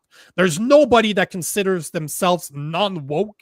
That goes for liberals, that goes for centrists, that goes for conservative, that goes from any people that is not woke, that will disagree with the fact that a woman does not have a penis. There's no such thing as a chick dick or whatever the fuck they call female it. Penis, girl cock. Female penis, girl dick. Girl dick. So there's no fuck. So, and yet our conservatives won't even touch that one. Won't not the girl dick. I mean the issue. They're probably. I don't want to touch it either. They're probably touching the girl dick. Yeah, probably secret behind closed doors. Girl dick. Those idiots. That is brother. That is just brother. How did we get here? Oh, I love this. What New Dog is saying. I don't remember which movies. It's from Ted 1. I saw that movie. It's from Ted 1. And because Mark Wahlberg is single, or Ted 2, sorry, it's from Ted 2. Yeah. Mark Wahlberg is getting caught by Ted with a laptop full of porn. And he's like, bro, there's no chicks with dicks, just dudes with boobs. That is awesome. That is awesome. Yeah. True. Yeah. It is 100% true. That's right. Joe says, it's a comment. Sorry, he's responding to DNL. But he did say, I've thought recently that functional social democracies of Northern Europe have also been sabotaged by unchecked and unregulated migration and selective favoritism among the proles. Yeah, that's. I mean, it's like we had those doctors on a couple weeks ago, and he said we've both repeated it several times, but you can have a social system. What do you use? Like a social safety net system, or what was the quote? I don't know. What Dr. Watley said is that you cannot have open border policies and a welfare state at the same time. You can't have both. Nope, you cannot.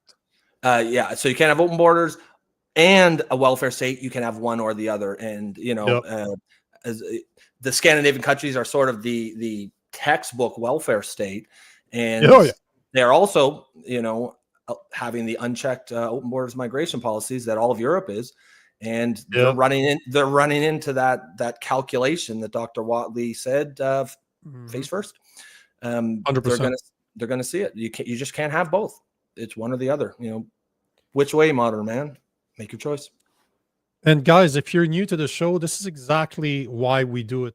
DNL is saying, I appreciate the dialogue, guys. Need to go back to work, but always enjoy your stream. Keep it coming. So we can have two people disagree ideologically, me, him. We still able to have a civil conversation because there's no name callings. There's no disrespecting others because they have a different opinion. And as soon as we started talking about it and putting it into consideration or into comparing it to the right thing, it all makes sense. Yep. Well, we found the common ground, as in I understand what he's saying. Doesn't mean Yes. I agree with him, No, but of that course not. doesn't mean because I disagree with him, that means I need to disrespect him, calling names and tell him to go fuck himself.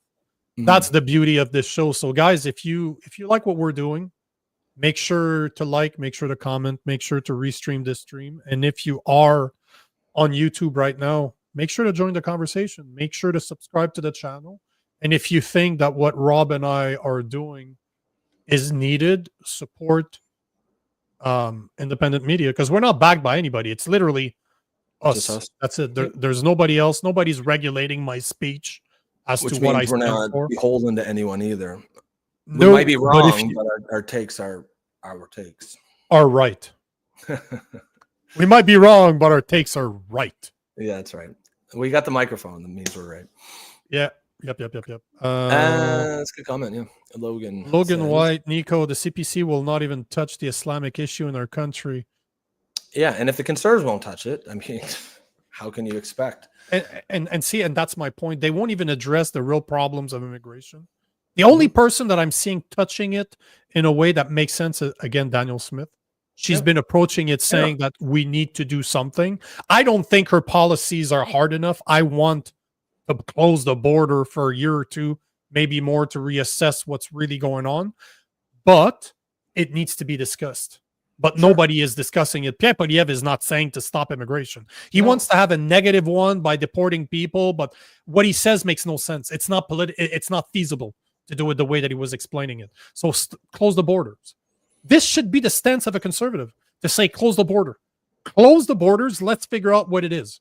Then we can find a middle ground solution. The thing with you say this all the time. You need a healthy right and you need a healthy left. And often it switches somewhere in the middle. Somewhere in the middle, yeah. Common ground. What we're showing guys every single day, what we're doing, you and I, every single day.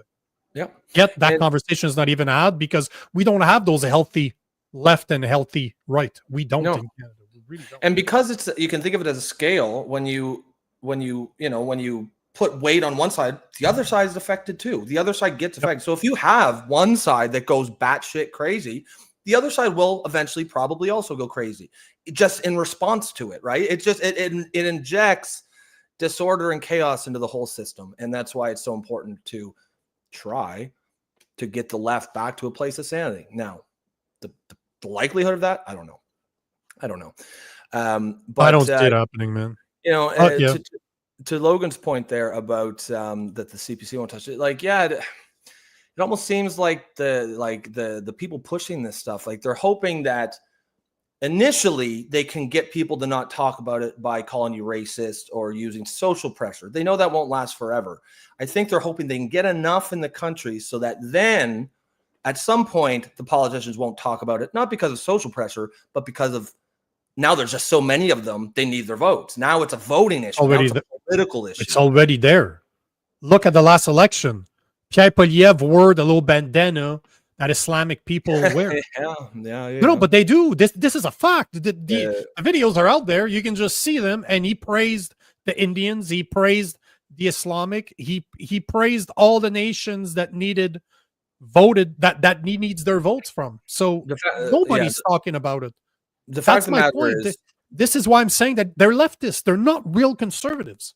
Well, yeah. I mean, the fact of the matter is there is no, I don't think, political party in the Western world, mainstream political party, except for the Republican Party, who is willing, has a stomach to do what it takes for the deportations necessary. That's why if there's going to be a change, it's probably going to have to be some rogue party, Reform in the UK, AFD in Germany, Marine Le Pen's party in France, who are essentially elected on that platform. Because look, deportations of, even though they are illegal and they should go there, what you're going to see, and you're seeing it in the States where they're the only Western country that's actually doing real deportations, is a whole lot of videos coming out of people sobbing and crying when they get pulled over and put in the car. And again, I just don't think there are many mainstream parties or any in the West that have this, that are going to be able to just say, it's unfortunate, but I don't give a shit. It does what it has. This is what has to be done, because there is emotional appeal to those videos, and they will be manipulated, of course, to the most heart-wrenching effect, of course. But it's unfortunately, yes, it is unfortunate that has to happen, but that, it's blame the people who allowed us to get to this position in the first place.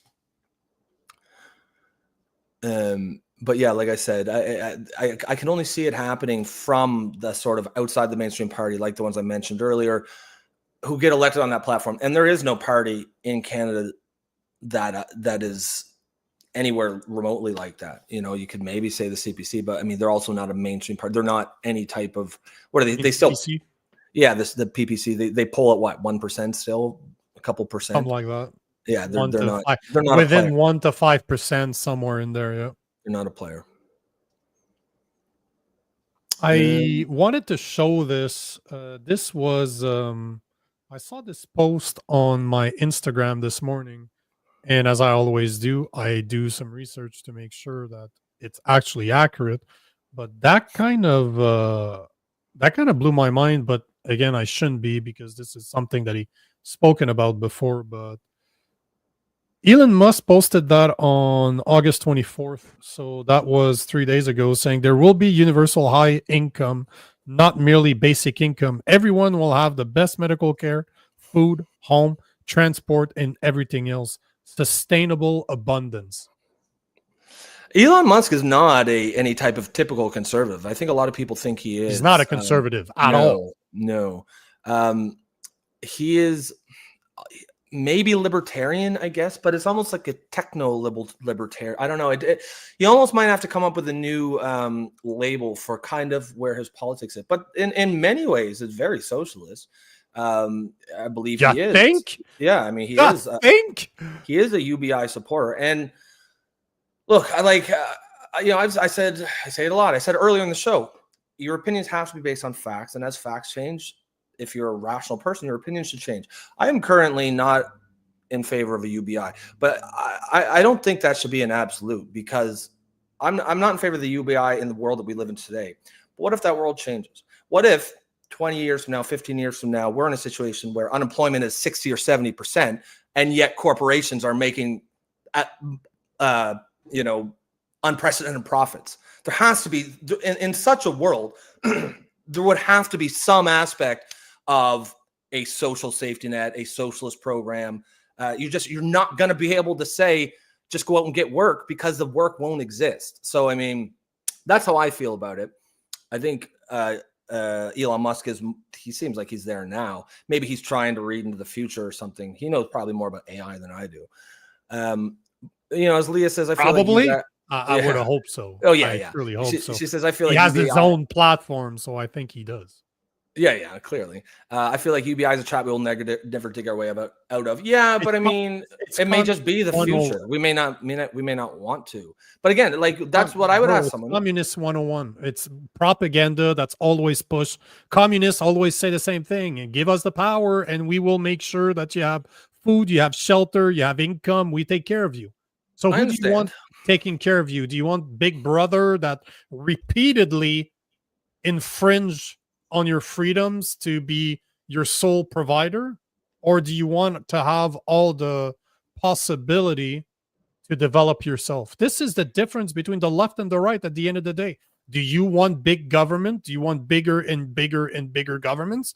Or do you want smaller and smaller governments? Do you want people to take care of you? Or do you believe that you should be able to be an individual and take care of yourself? Because in the perfect world, obviously, if you remove how actually humans are, if you remove the part that people want to control others, if you don't tell me that those guys have the best intentions. They're not doing that for you. You have no choice at one point to put that in place, but it's not going to be a good thing for people. Again, go back to the freedom truckers. Imagine if they were able to block your account, to defund your platforms just because they didn't agree with you. You're telling me that you want that same government to be responsible, to be your sole provider because you trust that they're going to do the right thing? This is the problem. They're not. They haven't been. They're not doing it right now. They didn't do it 3 years ago. What makes you believe that they will do it in the future when you give them even more power? Because right now they can turn you off. That means that if you're dependent on the government because you can't work anymore, you can't provide for yourself, you're dependent on them. What's the next step? Well, sorry, man, we don't have meat anymore. Just like we were talking about yesterday. Oh, sorry, we don't have steaks anymore for you because we don't have enough to spare. So you're going to have to eat bugs. This is the thing. Once you open that door and you're dependent on the government, look at what happened during COVID. There was some type of UBI during COVID. People chose not to work and they got money from the government. What the fuck do you think they did? Nothing. They played fucking video games. They stayed home and did nothing. Do you think those people were talking against the lockdowns? Do you think those are the people that didn't take the vax? Do you think those are the people that were walking against the government? Of course not.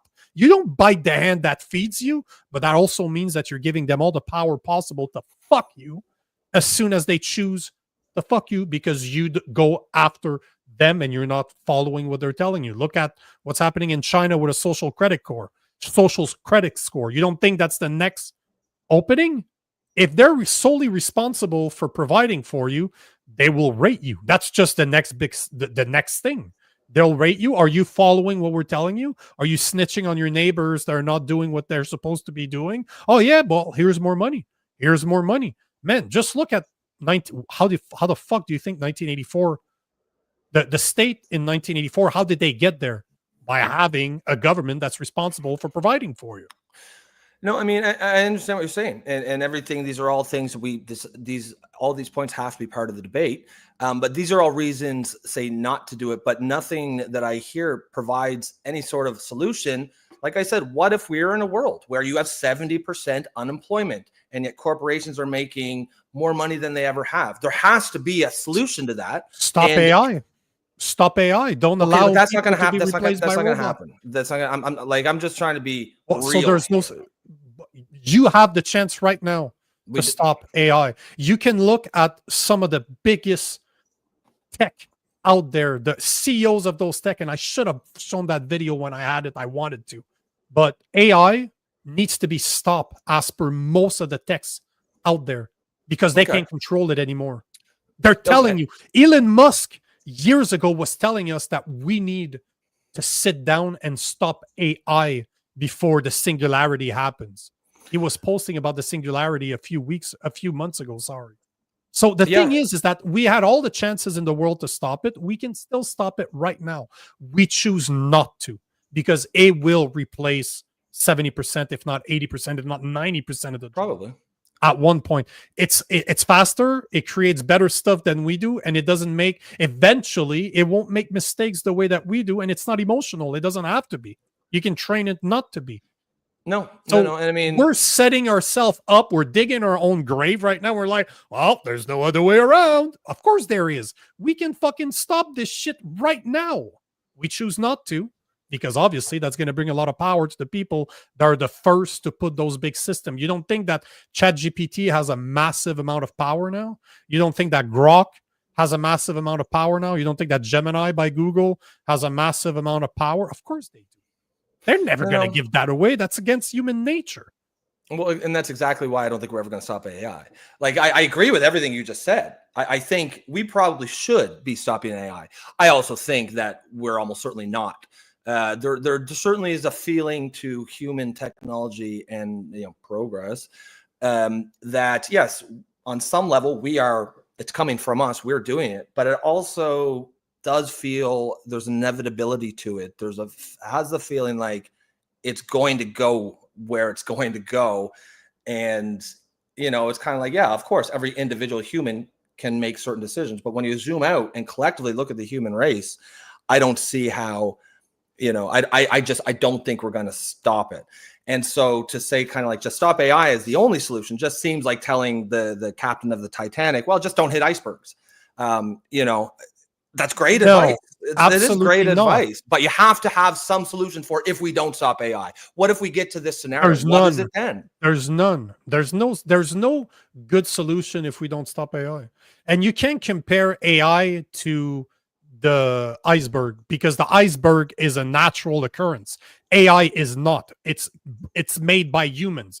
So it's like you're saying, oh, I put that iceberg in place and I'm still going to run through it. That should have been your comparison, because once natural is going to happen no matter what. AI does not need to happen. It does not. It really does not. But we're at a tipping point that I would argue that it's probably too late right now to tip it over, because for the tech guys to be out there and saying, hey guys, this is going to be bad. Oh, there's this is going to be that's bad. One of the main reasons why Elon Musk used to be one of them.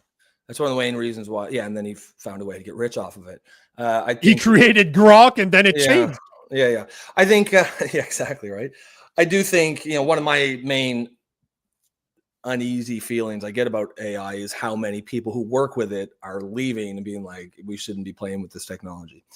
Have you ever seen the videos out there of just AI talking to AI?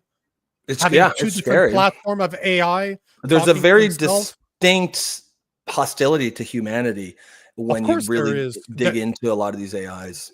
There was an AI robot. So there was a humanoid. It was just like a torso and up that was connected to the internet through AI, right? And the guy's just on stage talking to it. And by the end, the robot's basically admitting that they could easily control us. If you start digging into AI, it can be very useful. It's very, for sure. Oh, but I use AI. I use AI every day. Like, obviously, like there's AI portions to just the YouTube. Do you think that the algorithm on YouTube is not AI? Of course it is. Yeah. But we don't have to give it that much power. That's the thing, is that now I'll always remember Terminator 2 when the fucking idiots in charge just before the what was it called? Judgment Day? No. The name of the AI, there's a term for it. I just can't remember. Skynet. Before Skynet took control, they enabled it to be online. Oh yeah, that was the thing. Let's give it access to the world. Well, there's always I mean, if you know anything about like black holes and whatnot, and we're going to end on this because we got to close the show. But there's something called the event horizon, where it's a very distinct point where until you hit that, let's say you're in a spaceship, or even if you're light, you could come back, you could leave. But once you pass that event horizon, the gravity is so strong, there's no force in the universe that will allow you to leave. It's too late. And that's why black holes are black, because even light can't escape. There is a point. There is a point, an AI event horizon, where we will be able to stop it until we reach that point. And then once we pass that point, there will be no stopping it. And just like a real event horizon, you never know exactly where that point is. It does exist, but you won't feel when you've passed it. You will just have passed it. Same thing here. We won't know when we've passed it. We'll just have passed it. So the question is, have we passed it yet? Or is it somewhere in the future? I think it's too late. Mike, show up tomorrow. I like this question. Yeah, that's a good question. Ask it tomorrow. Yeah, show up tomorrow. Ask this question. We'll talk about it, because we've talked about this before. So there are solutions around this, and I'd love to approach it, because as you're saying, we need some type of solution. Yeah. So it's one thing to complain about shit, but we need solutions. So show up tomorrow, man, and we'll address it, because I have my ideas. Yep, I've got some thoughts too. Therese says, Nico, Rob, keep up the great job. 30 likes. Keep doing you. It's a breath of fresh, real air, real conversations, real people. Gives people different views. Yeah, thanks, Therese, for that comment. Great one. Oliver says, great discussion. Yeah, guys, we're going to, Rosabella says, good show, guys. We're going to pin it there, guys. We're a few minutes over, but it is what it is. I think that last bit there was some really good chats. But yeah, that's how we roll here. But some of the stuff like Mike there, your friend there, we'll ask that question tomorrow, because we'll pick that up as well. Other than that, folks, remember, like and share the stream, become a member if you want to support independent media. And other than that, have a great rest of your day. We will see you tomorrow.